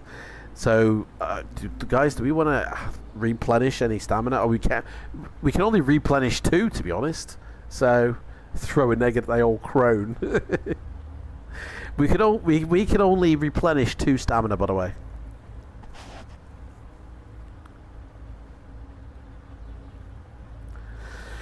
So, other than if we don't, it's walking north along the west side of the square. You see a man dressed in purple velvet playing a lyre. you know. Buy 1 meal. Oh, okay. So that's 1 gold piece, isn't it? 1 gold piece, and we're back up to full strength. Do you wish to stop and listen to this man playing this lyre, or would you rather walk past him and just carry on? Just forget him. Don't even bother with him. Or, you know, sit and have a chat with him at least, you know? See what he's all about, yeah?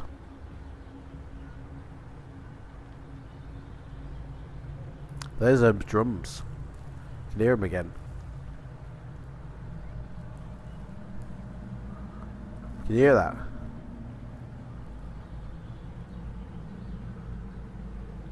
Military march here. Right, we'll have a listen to him, yeah? Yo, what's up, brother? Tell me what's happening.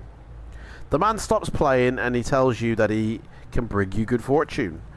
If you pay him 3 gold pieces, he will sing you a song that will bring you luck.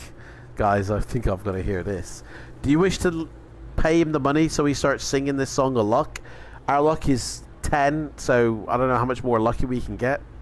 But he says he can bring his luck, guys, but we have to give him 3 gold pieces. We've got 19 gold pieces, by the way, so we got money to throw around if we want to hear what this chump has to say with his song of luck, innit? I want to sing you a tale of song for the great luck. I want to give you some luck of mine, but you gotta give me 3 gold pieces first, mate. You know. What should we do, guys? Should we get him to play? Should we pay the musician? Or if we don't believe him, we can walk to the next stall. Go for it. Right, 3 gold pieces going in. We're down to 16. Go on then, mate. Sing us a song. Tell me your tale. I can't wait to see what's going to happen next. The man strums his lyre and sings a merry song all about you and your good fortune. He does have the power to make you lucky. Add 2 luck points, which, well, we can only have 1. So say, mate, that was a great story, but I'm really topped out with luck already. So you've only just finished me off with the luck, all right? You haven't brought me that much, but you are good and you do work, so well done. More power to you, mate. So we had 2 lucks, and then we walk on to the next stall. Oh, look at this dude. Look at this. Look at this fancy fella here, eh? Oh, ha, ha. I've got a ball. Right, a gladiator ball. Look at it. Could have given the Michael Jackson glove from earlier. A small circle of people is standing around a bare-chested man. He's enormous, this man is, and his muscles look as hard as iron. Look at that, look at that. That's not soft, mate. There's not much there. It's rock solid. I'm telling you. He is asking the crowd for a volunteer to play catch with a cannonball. I mean, who's going to volunteer for this? Hey, got a cannonball here I want to throw at you. You want to catch it, mate? What, those balls of iron that come out of ships that tear each other apart? Yeah, I'll play with you, mate. He states that whoever drops the cannonball must pay the other 5... What? He's asking the crowd for a volunteer to play catch with a cannonball. He states that whoever drops the cannonball must pay the other 5 gold pieces. What other? Other. Should pay 5 gold pieces, but with the other 5 gold. Do you wish to take him on? Should we play him? Should we play him, guys? What should we do? Should we play him? Or would we rather walk on? Hi, yeah. Do you want to come play me, guys? Let's play ball. It's like that game. Have you ever seen Friends where they're throwing the ball to each other and they can't drop it? That's what basically they're doing. It sounds risky. Let's leave his balls alone. Oh, okay. So we'll walk on then. Okay. Ooh. Behind the next stall is a young man selling small weapons and items of equipment. The prices of his wares are chalked up on a slate. Guys, do you want to buy any of this stuff? This is what he's selling. I don't know if you can see that. Do you want to buy any of that, guys? A throwing knife, a climbing rope, a butcher's meat hook, an iron spike, or a lantern. Is there any of that you want to buy, guys? Yeah? We have 16 gold pieces. We could buy the lot if we wanted to. Because that would come to 6, 7, 8, 9, 10, 11, 12 gold pieces. 12 gold pieces. Guys, I've got some bad news. I got some really bad news, guys. I need the toilet. You know, and it ain't waiting. So, I tell you what, have a think, guys, of what you want to buy. And I'll be right back after these messages. I need to leave you with something. I can't just leave you hanging. Seriously, what can I leave you with? I don't know. What can I... I think I need some money for later. I'll go for a cuppa. Yeah, it's break time, guys. Everybody go boil your kettles. Yeah? I'll just tell you what I'll leave. I'll leave. Do you know what? We're going to have a 10-minute... we'll have a 10-minute break, guys. 10-minute break, and I'll put a countdown clock on. That way, there we go. 10 minutes starts now, guys. Go for... Get a coffee, get a drink. You've got 10 minutes till we start again. All right, guys?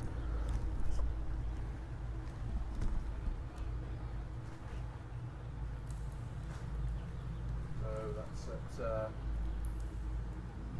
55 on that.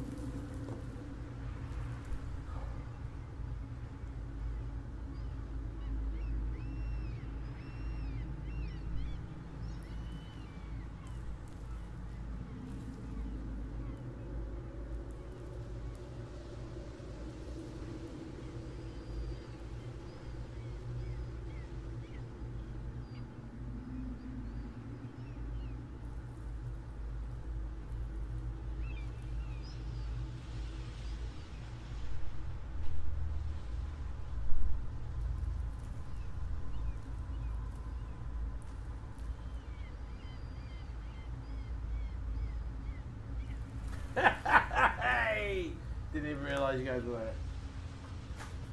Right.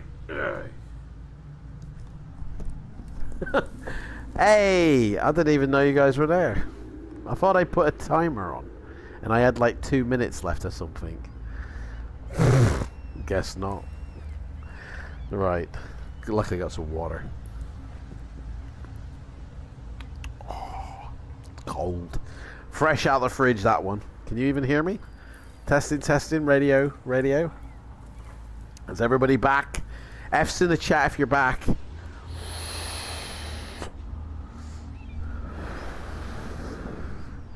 Yeah?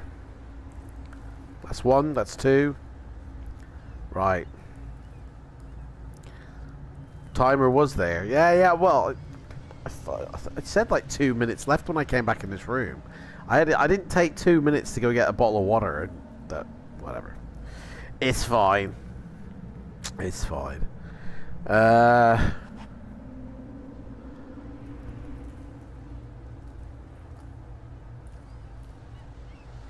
Right, so, what page was I on? Oh, yeah. We're buying some shit, yeah? What do you want to buy, guys? What do you want to buy?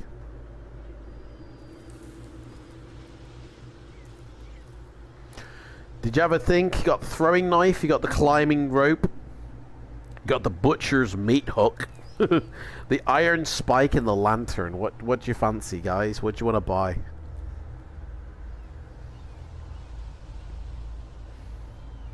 Coffee done.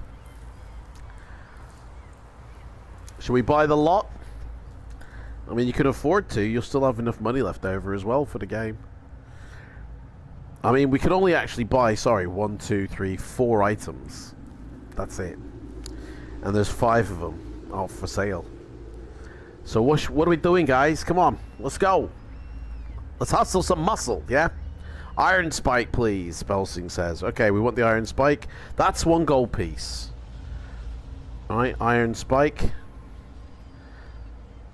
Someone said about rope could be useful. Are you saying you want the rope? Yep, the rope as well. Okay. The rope is 2 gold pieces. Evidently, money for old rope costs much more money than an iron spike. Okay, we got the ripe, we got the rope, and we got the spike. Does anybody want anything else? Like no lantern? Okay, no lantern. Do you want a throwing knife or a butcher's meat hook? You know.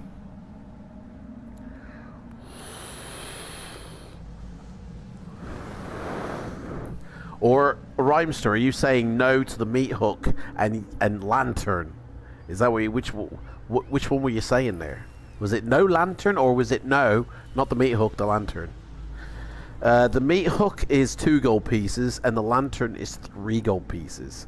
And we have 13 gold pieces. So we got plenty of dough. Plenty of moolah, guys. Plenty of moolah. No lantern. Okay. Are we finished buying what we want to buy, guys? Or should we continue on now?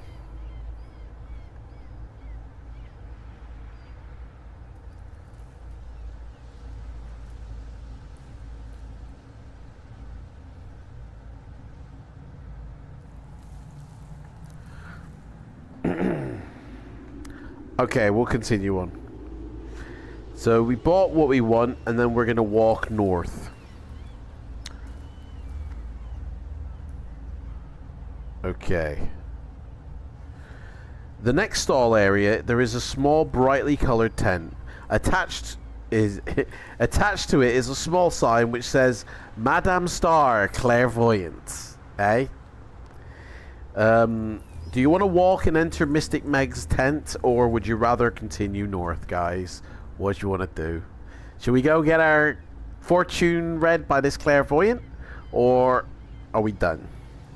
Madame Star, Clairvoyant. Eh?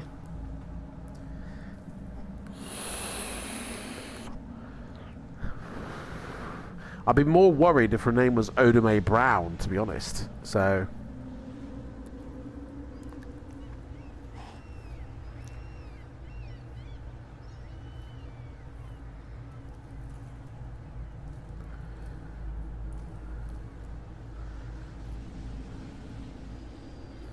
What are we doing, guys?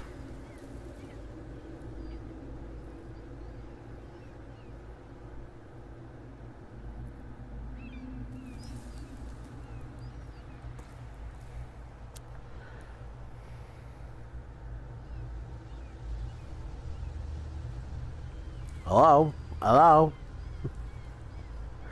Are we going in the tent, or are we going to continue north?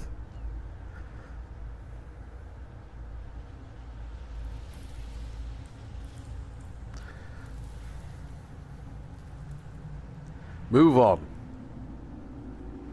Rather continue north. Sorry, madam. I ain't got time to sit there and fiddle with the stars. We're on a mish. The end of the market, a street named Bridge Street, runs north out of the square. You decide to walk down it in the hope of finding the elusive Nicodemus. It starts to rain, and the tumble-down houses huddled together on either side of the street look as if they need shelter themselves. Most of their windows boarded up are empty. The door to one flaps noisily on the ground, in the wind, sorry. Do you wish to take refuge in the derelict house until the rain stops? So sorry, I must duck out for a bit. I know you'll beat this one. Just remember those Livingston essential items. No worries, Spelsing, mate. Do you wish to take refuge in the derelict house until the rain stops, or would you rather press on ahead? Do you guys want to sit ducking out of the rain for a bit? Like, do you want to get into some shelter? Or would you rather press on ahead? And just, rain, mate, don't bother me in the slightest, okay? Should we walk in the rain, singing it, or should we hide from it like gremlins?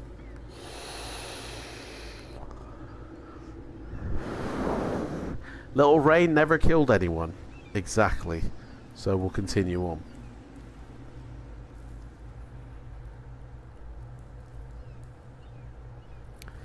Ahead you see a wooden bridge stretching over a dirty river. Bloody hell, look at these. Look at that. Hey? Spike City. A little rain never hurt anybody. Say that to me mate Fab over on Twitch, who had his office where he streams from flooded because of the rain. Got past closed windows. Like, yeah. Various bits of rubbish are floating down to the sea on its black surface, and you squirm at the sight of a human hand passing you by. Oh my god, that is creepy. The bridge supports and columns reach high above, and you see skulls, both human and non-human, tied to them. The wind makes such an eerie noise as it whistles through the bridge structures, reminding you of the tortured souls crying out for help. Almost hidden from view is a small flight of steps going down underneath the bridge from where you are standing, and a one-legged man carrying a sack is crossing the bridge from the northern bank. Do you wish to climb down the steps, or do you wish to talk to the man who's coming over? What do you want to do, guys? The Thames has let itself go. Yeah, guys, this is the River Thames here. Oh my life. Guys, they've gotten a bit more stricter on sort of, you know, certain policies in London that basically you get decapitated and left for dead if you break the rules. If you don't pay that tax, that city tax for the car, the smog tax, you know. If you don't pay that, they string you up by your Buster Browns, you know. Right. Are we going to climb down the steps, guys, or are we going to wait for this old man to come over?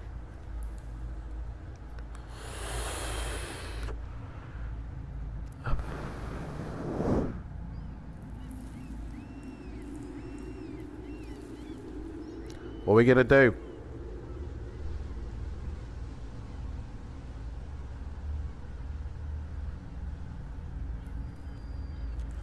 Down the stairs. Let's walk down the stairs then. Oh, dude, this guy's a toker. The smell by the water's edge is terrible. Above, you hear the sound of footsteps coming the footsteps crossing the wooden bridge. Built into the foundations of the bridge is a wooden hut. Drawn curtains obstruct your view into the hut, but you know you are not welcome when you read the words "Keep Out" painting on the door in large red letters. You draw in a deep breath and you knock the door. You hear muttering and shuffling of feet, and suddenly the door is thrown open. What do you want? Before you stands a white-haired old man with a long beard, wearing long white robes. He looks at you sternly and says, "Please explain yourself to Nicodemus." You are elated at finding Nicodemus and tell him about Zambar Bone's reign of terror in the town of Silverton, and why Owen Carliff asked you to find his old friend to help them. Nicodemus frowns and walks back inside his hut, telling you to follow him. Come in, come in. You shall not pass! Yeah, he does kind of give that vibe out. You shall not pass! He does give the vibe out.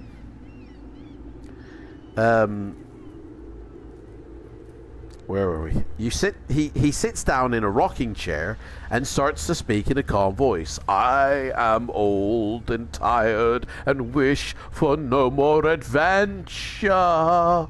I live here under Singing Bridge in Port Blacksand.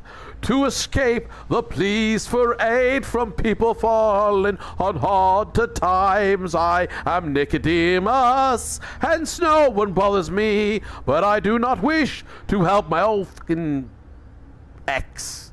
I don't want to help me ex, Owen. He left me for some bone man. Okay? I will tell you how to defeat that Night Prince and take that queen down, right? Listen carefully. Remember, you may defeat him only after sunset, because during the day, he's a bit of a player, right? When the sun goes down, so does he, okay? In daylight hours, he exists on another plane, okay? No doubt he will have his servants to protect him, but should you get past them, you will need something special to deal with that bone himself.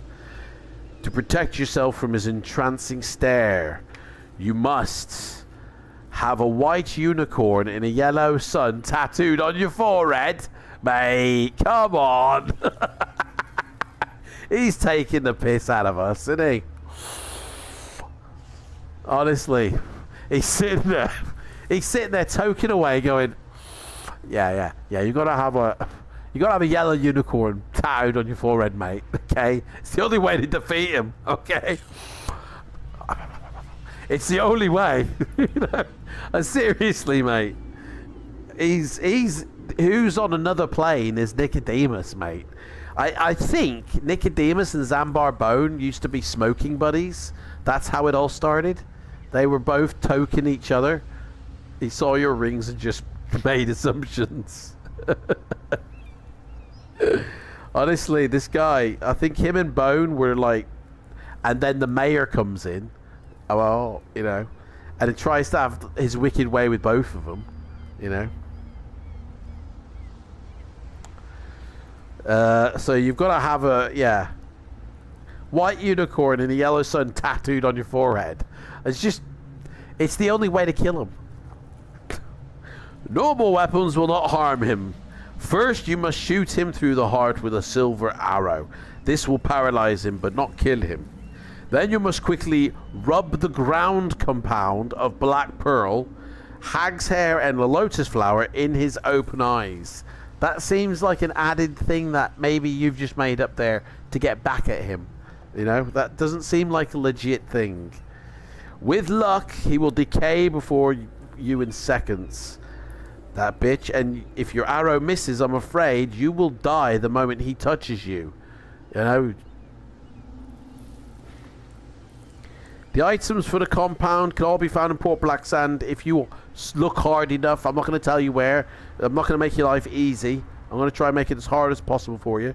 I regret I cannot even come with you because I just can't face looking at that bone boy again. The Night Prince, the Night Princess, the Night Queen. I can't do it. I can't. Nicodemus takes out some pen and paper and he draws us a map of how to reach Zambar Bone guarded tower from Port Black Sand. He goes, I can't come with you, but here you go. He stands up, shakes your hand, and wishes you well. You leave his hut, climb the steps, and across the bridge again. Bridge Street continues north a short distance before ending at a junction. Do you wish to walk west down Harbour Street or turn east down Candle Street? Which one do you want to do? Does he have a little riddle or a poem to tell us before we leave? No, he doesn't actually. I sing you a song of a ferryman. Yeah, we don't get a riddle out of old Nicodemus. But we do have to have a tattoo on our forehead. I don't buy that one. And I don't think you have to rub anything into Zambar Bone's eyes. I think that's just like a Nicodemus getting back at him type of thing. I think there's a lot that's gone on between these three guys, you know? And the poem you wrote, Rhymester. Poem you wrote, mate. Hang on a second.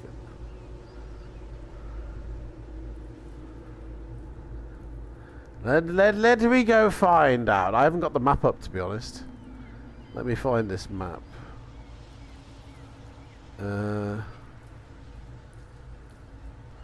Lizard King. Warlock.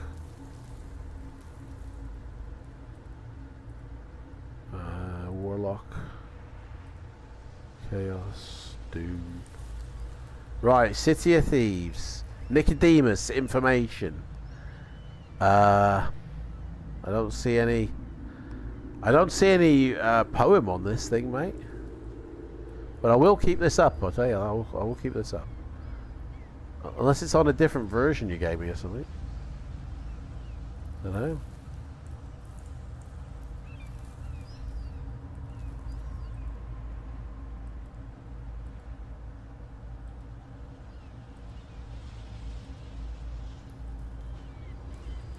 No, no.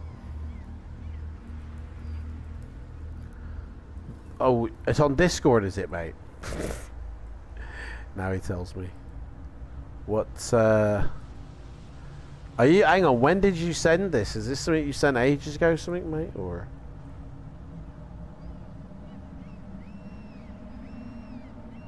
Dude, that island of the Lizard King looks sick. I'm telling you. Mate, how far back am I scrolling on Discord? Oh, I've got it. Here we go. You want me to read this out, mate? Playing with some words, trying to put a poem or rhyme together about fighting fantasy. This is what you've come up with. You want me to read this out, mate? I'll read it out if you want.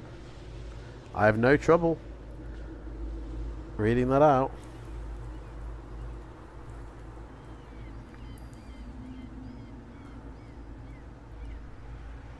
For a bit of fun. Okay, here we go. This, what I'm about to this one I'm about to read was written by Rhymester about a month ago, on the 13th of April, so actually a couple of months ago, to be honest.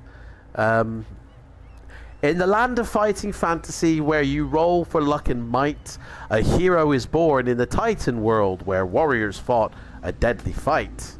With quest at hand, sword by side, ready for an adventurous mission, fighting beasts, defeating foe, and making the right decision.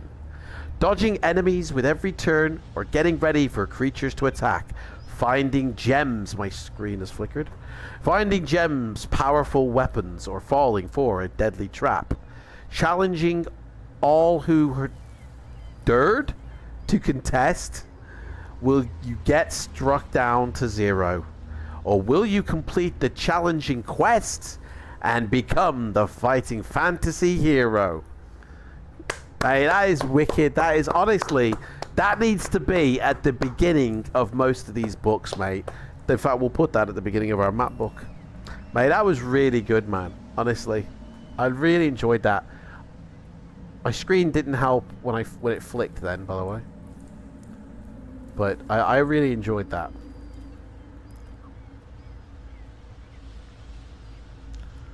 Right. Well done.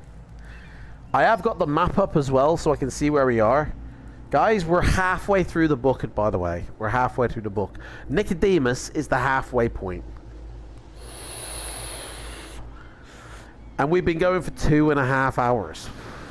So, not too bad. Not too bad at all.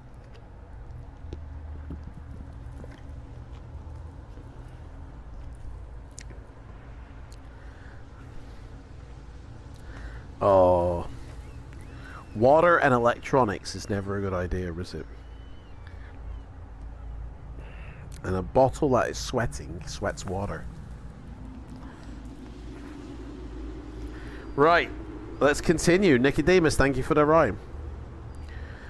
Shall we walk down Harbour Street or walk down Candle Street, guys? That's our choices.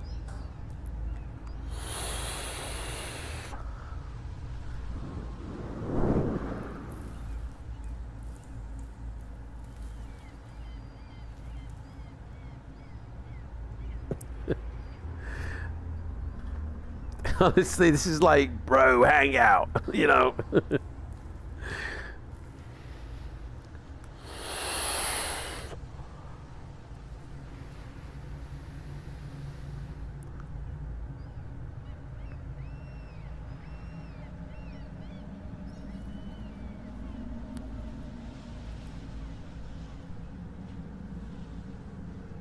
Candle Street or I forgot the other one now. Harbour Street or Candle Street, guys? Or shall we wait and we'll do it in a couple of weeks' time? We'll continue on.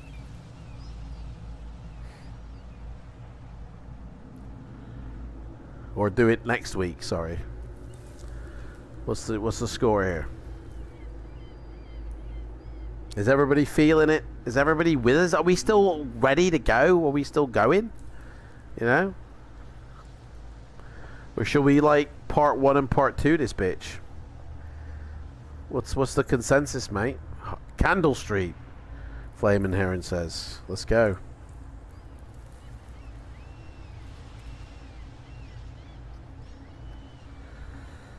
On the right side of the street, you see a small alleyway between 2 houses. The alley soon ends at a doorway with 6 skulls painted on it, 1 black and 5 white. Do you wish to walk down the alley and open that door, or would you rather continue east? So the alley, there's an alley and it ends with a doorway with 6 skulls painted on it. We can go down the alley to open that door, or we can just continue on down. What do you reckon?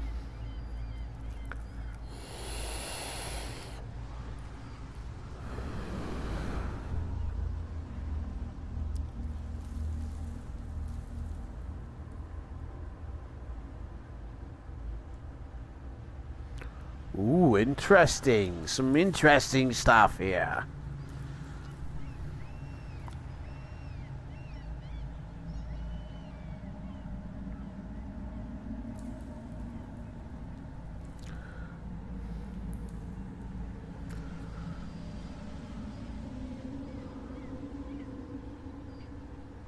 Man, these maps are amazing, mate. Seriously.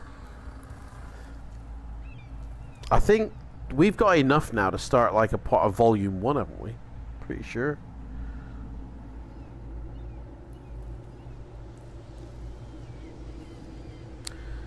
You have been freezing very slightly. Have I? Have I been freezing? Guys, refresh your screens. Refresh your screens. My guys, me streaming out to you guys is not a problem. I'm doing it at full power, not a dropped frame.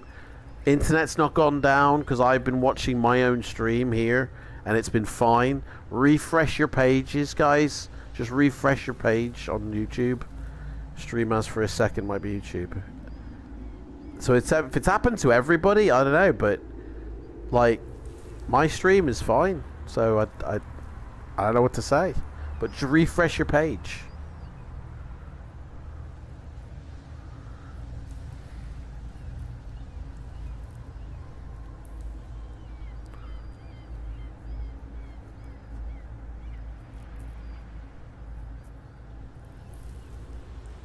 Because I say literally, I'm watching what you guys are watching. And drawing on myself at the same time.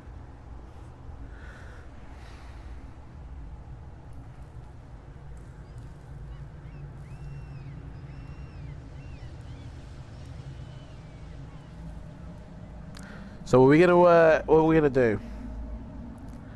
We're gonna open that door down the little alleyway, or continue going east.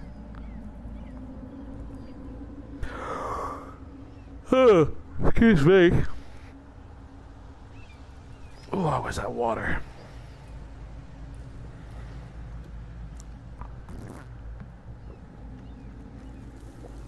Oh.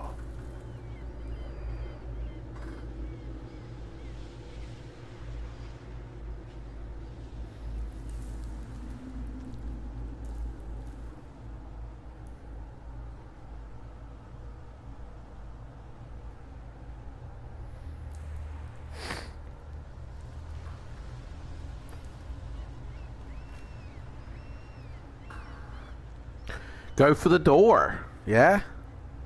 We're going to go for the door.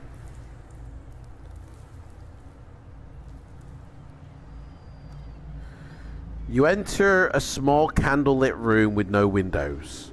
It is empty apart from a table and 2 chairs. A man wearing black robes and a skull cap is standing in a corner. He smiles and asks you to sit down at the table. He sits opposite you, and after placing 6 white pills on top of 6 skulls on the table, looks up to you and says, "One of these pills before you is deadly poisonous. The others are harmless. Swallow one of your choice. If you live, I will give you 20 gold pieces. If you die, I get to keep all your shit. Would you like to play this deadly game, or would you rather leave this room and walk back up the alley?" Guys, we're going to get 20 gold pieces for this. I have waited a good long second. Seems to be just you and me. Refresh your pages, guys. Refresh your pages. Like, literally, there's no issue on the stream. Just refresh your page, guys. Come back out of it. Shut the app down if you're on your phone, on YouTube, or if you're viewing it on your PC. Shut it down and start it back up again. You know, just refresh your pages. Could be like your device's cache is clogged and you need to empty it, and it'll empty when it shuts it down.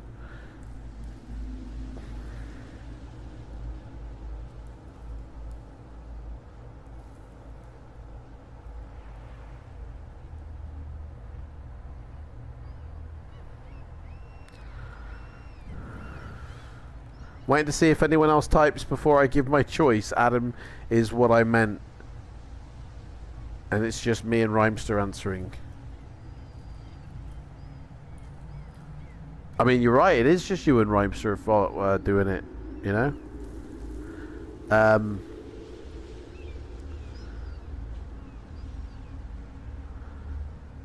But, I mean... what's his name? Wargaming Dad? I mean, you just never know what... people might have gone to the toilet or something, you know what I mean? I just lift. What does that say? I just... Something and returned. Much better. Oh, left. That'd be left. Yeah. Are we playing this guy's deadly game? There's a picture of him, by the way. There he is. That's the guy. Hello, I got a game to play with you. Want to play a game? The Saw Master, basically. Jigsaw there. Want to play a game?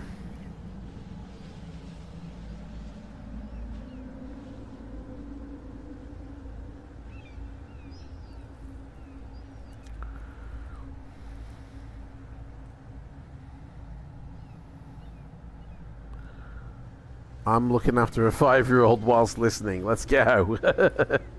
Mate, that's hardcore, mate. You got a harder adventure there with you, Wargaming Dad. What are we doing? I'm waiting for the answer, guys. Are we going to play this deadly game or not? What's the options to just rob him? No, the option is to play this game or leave and walk back up Candle Street. Play a game, right, here we go. We're going to play a game. It's a little game called Take a Pill, and if you live, you win the money. Seems simple enough. Sweat breaks out on your forehead. You choose a pill and swallow it. Roll 1 die. Where's my die? There it is. Okay, here we go. I rolled a 5. What does that mean? I don't know.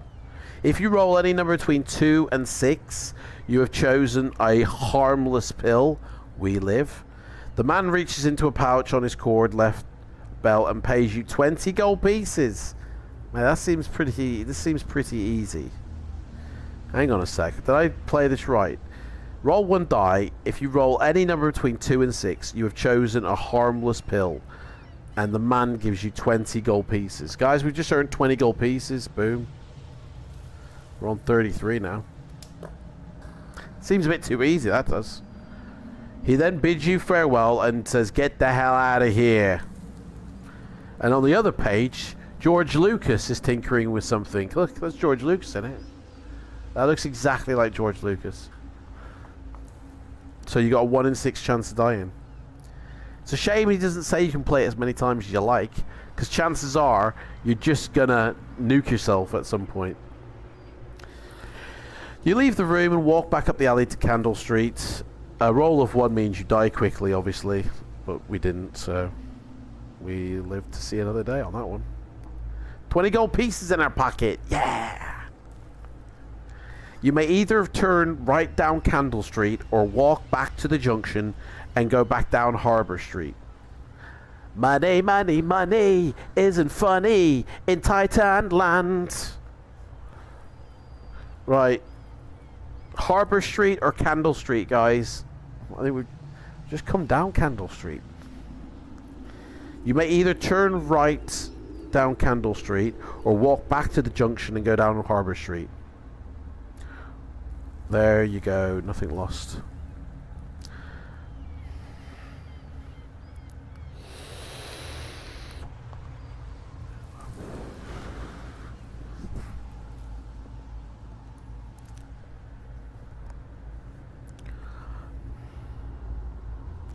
Nothing ventured, nothing gained. Excuse me. Still got the hashtag of Steve Jackson in this. Forgot to change it to Ian Livingston. Oops. Head back down Harbor Street.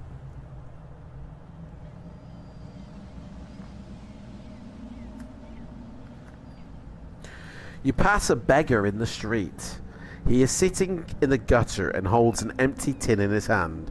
Do you wish to toss a gold piece into his tin? Or would you rather walk past him without paying him anything? What do you want to do, guys? We're going to throw some money away to the tramps on the street? Or we're going to walk on by?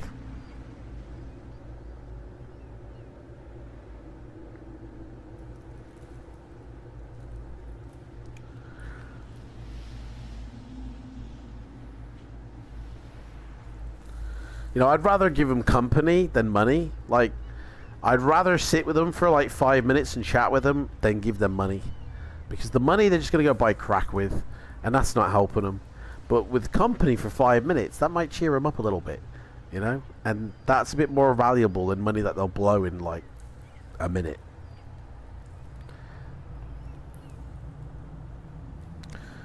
I say, why not share our luck and throw a coin to your witcher? Okay, we're going to throw some money to a homeless person. I don't think it helps the problem, though. I never give money to homeless people. Honestly. It doesn't help them. It makes them worse. I'd sit with them for 5 minutes and chat with them. You know? Say, listen, mate, you think you got problems, mate? I've had no internet for 3 months. Then they realise that, you know... I'm only joking. I don't say that shit to them, but I will sit with them. I will sit with somebody who's on the street and talk with them rather than give them money. And that's not because I'm tight with money. It's just I don't think giving money away to a stranger who's literally, you know, begging for it is going to help them, because I know what they'll do with that. I know exactly what they'll do with that. I've seen it. So Buy them food. Yeah, you could go buy them a sandwich instead. They'd probably, like, you know, that will make them angry, buying them food. Because there's a reason they want the money. The beggar tips his hat in gratitude and mumbles some words. And you get 1 luck, which we can't take because we're already topped out. So... A narrow alleyway runs south off the street between 2 houses. Do you wish to walk down the alley, or would you rather continue along Harbour Street, guys? Which one do you want to do?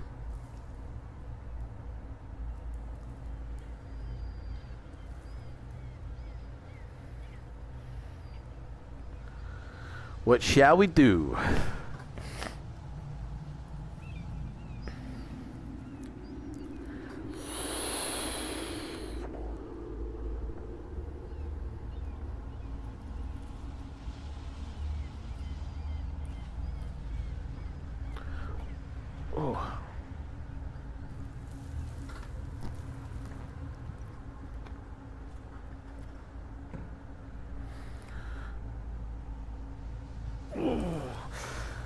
Harbour.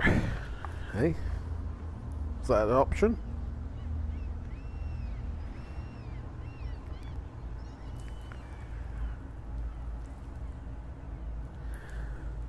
Yeah, I'd rather continue along Harbour Street.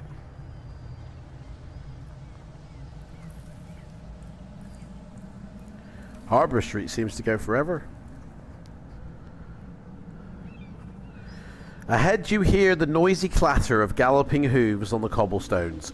You hear the noise of wooden wheels, an urging voice followed by the crack of a whip. Someone is rapidly approaching in a horse-drawn carriage. Do you wish to see who it is, or would you rather hide out of sight, excuse me, behind a barrel and watch the carriage pass by? Are we hiding, or are we just going to stand there and watch it and go like that? Yeah? Should we hide, or should we watch the carriage? Get out of the way. So just get out of the way of it, yeah? So we want to see who it is. Okay.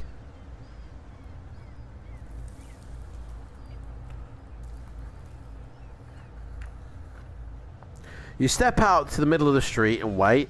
There's suddenly a pair of horses come galloping into view, pulling an ornate gold carriage. The driver sees you, cracks his whip and yells, "Make way for Lord Azure!"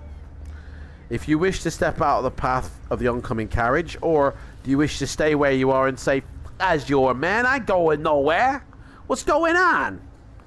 Do you want to step out of the path? Do you want to get out of the way of the oncoming carriage? Or do you wish to stay where you are? So Lord Azure is coming down the street, and we're standing in there like some sort of like demonstrator, I guess. And it's like, I know, that's what I thought the last choice was too. I thought it was like, get out of the way. But no, it's given us another option to stay in the way. It's a bit strange, isn't it? So what do you want to do, guys? Do you want to get out of the way? Step out of the path of the oncoming carriage? Or wish to stay where you are?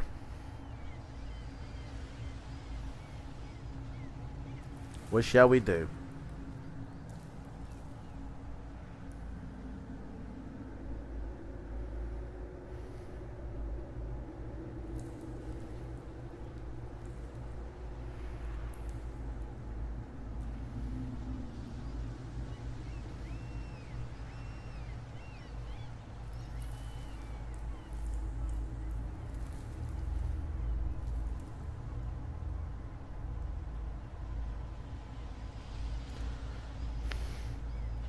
Right, really get out of the way this time.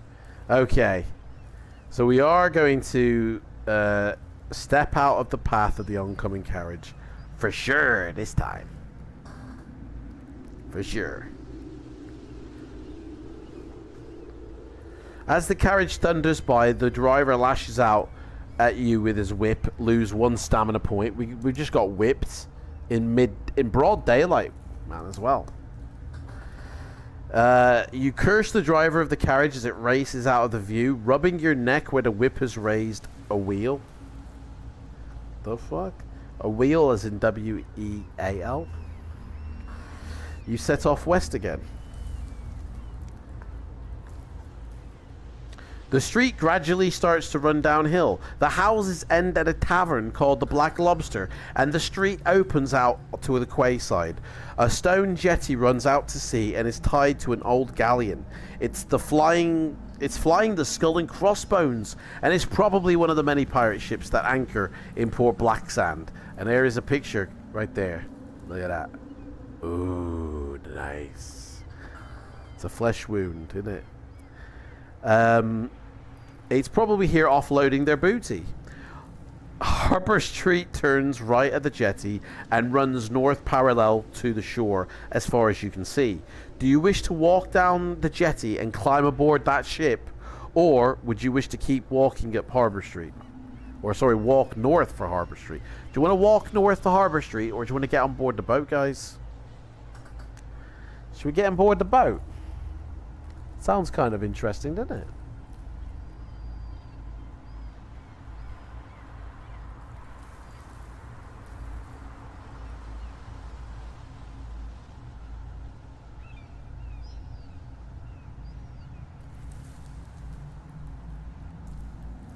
Go for a boat ride. Yeah, sounds lovely. Yeah, let's do it, yeah. Let's get on board this boat. Let's go. Ooh, it sends you to page 399. Whoa! We're one page away from victory there. A rope ladder hangs down from the stern of the ship to the jetty. There is also a gangplank leading up the side of the ship. If you wish to board the ship by climbing the rope ladder, or you can walk straight up the gangplank. Which one shall we do, guys? Gangplank or rope ladder?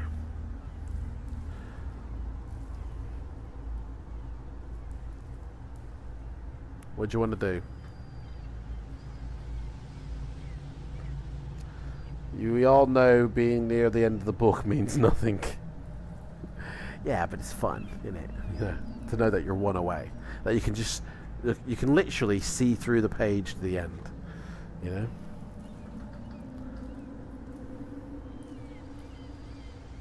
What shall we do?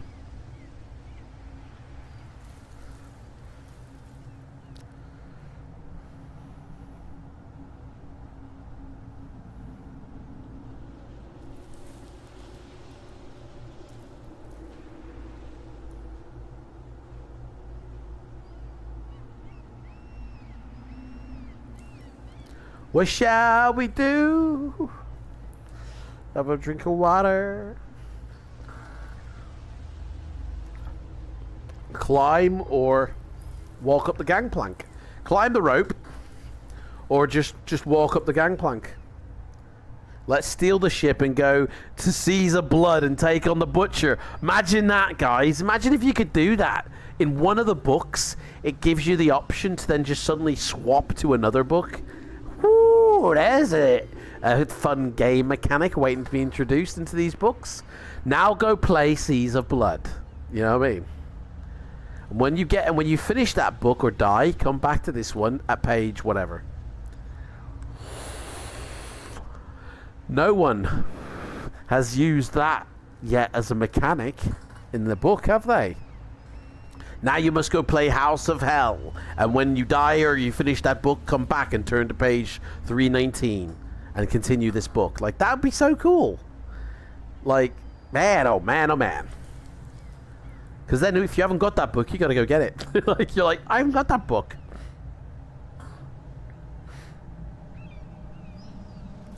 Yeah, I think I might introduce that into my book series soon.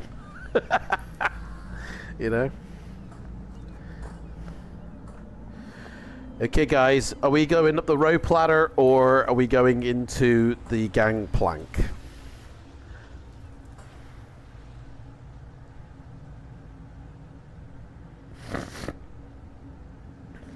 Oh, excuse me.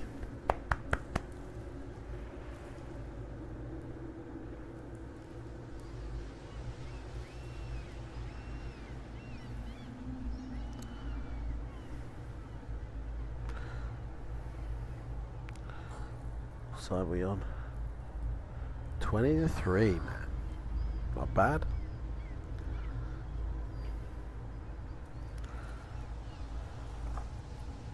Walk on. We'll go up the gangplank then. Okay.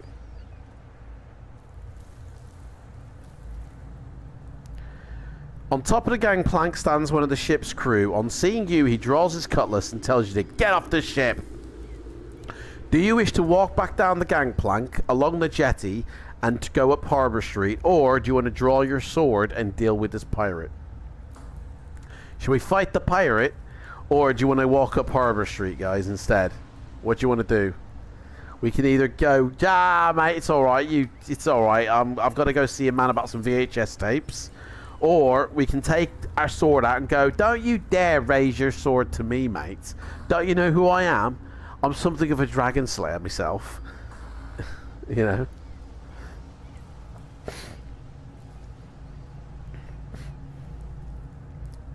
You take your sword out and go, prove me wrong.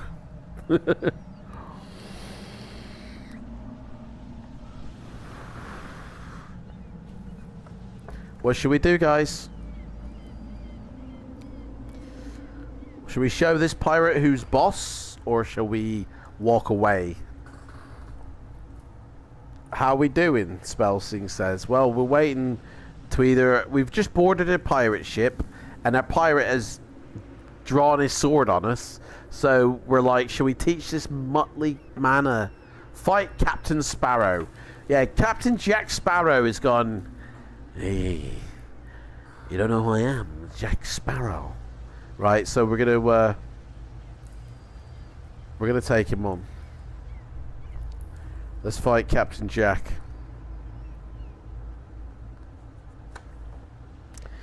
And then after we fight him, we can have ourselves a mega point. Okay? And one of the taverns, alright? The pirate seems pleased that you want to fight with him, and he grins, revealing no teeth in his mouth.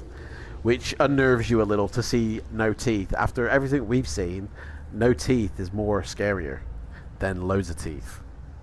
Okay, this pirate has a skill of 7 and a stamina of 5. So he rolls double 5. Fuck you know. So he has to -3 off his score. So he rolled 10. So he has 7. We roll an 11. 7, 8, 9, 10, 11. He loses 4. He's got 1 stamina left. 1 stamina. It's an easy kill. This is it, mate. Jack Sparrow, you're going down. He rolls a 10. Right, so -3. That's a 7 again. We roll. Get the fuck out of here, guys. We rolled double 1. We rolled double 1. That means we basically tripped on our shoelace, fucking sword went into our face, and we killed ourselves.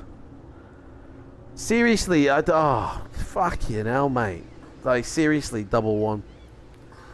I can't even remember what he rolled now. He rolled a 7. So... City of Thieves takes us down.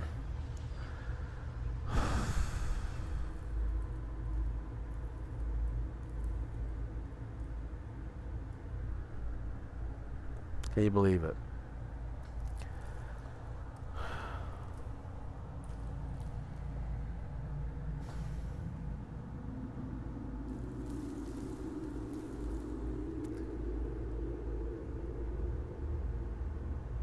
I'm trying to think, where are we as either? Oh, there's the ship.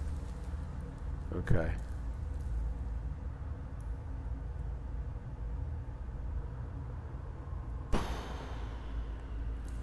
The dice betrayed us. Honestly, I mean, we just got past. To be honest, we were still kind of at the halfway mark of this book, but we were further along. Like,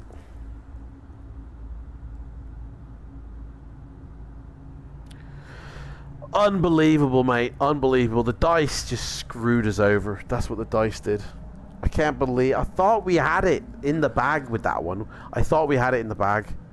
because he literally was down to 1 stamina point left, and then we got so cocky we tripped on our shoelace and stabbed ourselves in the head.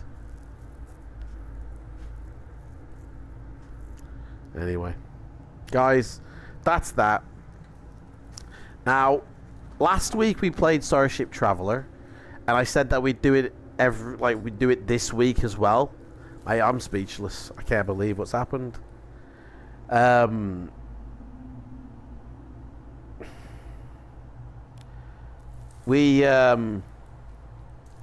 next one's going to be in 2 weeks' time. We're going to go back to doing it fortnightly, okay?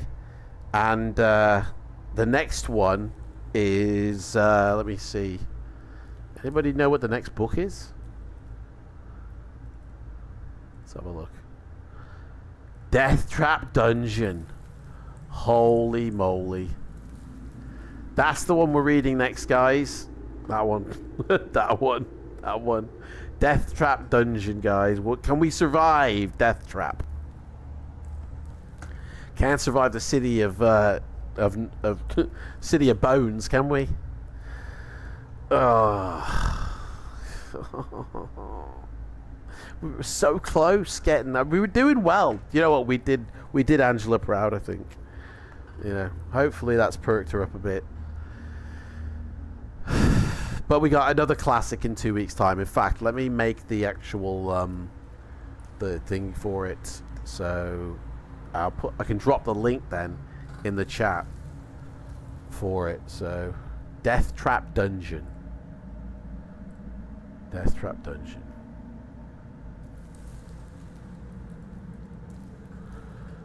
So here we go. Oh no. We need the actual... Need the title, guys. Then we can do that.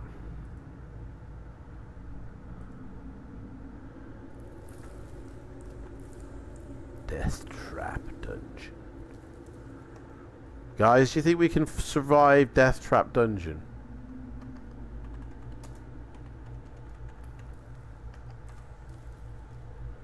I don't know if that's how you spell dungeon or not. I think so. Right. Done. I'll fill all the rest of it in later. So today's date is the 16th of July. We're talking the 30th of July, guys. 30th of July, that's when we'll be back. Is everybody on board with that? Is everybody okay with that? The Blood Beast is asking for a whooping. May I thank you guys, everybody, for showing up and doing this. Like, I really, really appreciate it. Let me go and get the link, and I'll drop it in the chat here now for the next one. And that way, go click the link when I drop it. There it is. Where's the... Right. Go click this link, guys. That's the next one. And I'll drop it in the Discord as well. There it is. It's in the Discord. So go click that link. Leave a like on the video. And hang on, that's just a City of Thieves, that is. Hang on a second. Whoa, Sunny Jim. Right, I give you the wrong link, guys. I give you the wrong link. Hang on. Here is the proper link, guys. That's the proper one, sorry. Go and click that link, okay, which will take you to the next one, and leave a like on it. I need to change the thumbnail, obviously. But, yeah. Leave a like on it, guys, alright? And that's it, guys. That's all we got. So we'll do the countdown now for the ending. And I want to thank everybody for coming and showing up. I really appreciate it. I really, really appreciate it. And thank you, Rhymester. Thank you, Spellsing. Thank you, Flamin' Heron. Wargaming Dad. Who else have I missed? I missed somebody out. Somebody who was at the early beginning and we never heard from him again. Okay, everybody. I mentioned everybody, so no worries. But thank you all for coming up and being a part of this. I really appreciate it. You can't win them all, can you? Right. Guys, that's it. See you in 2 weeks' time, guys. I love you. Bye.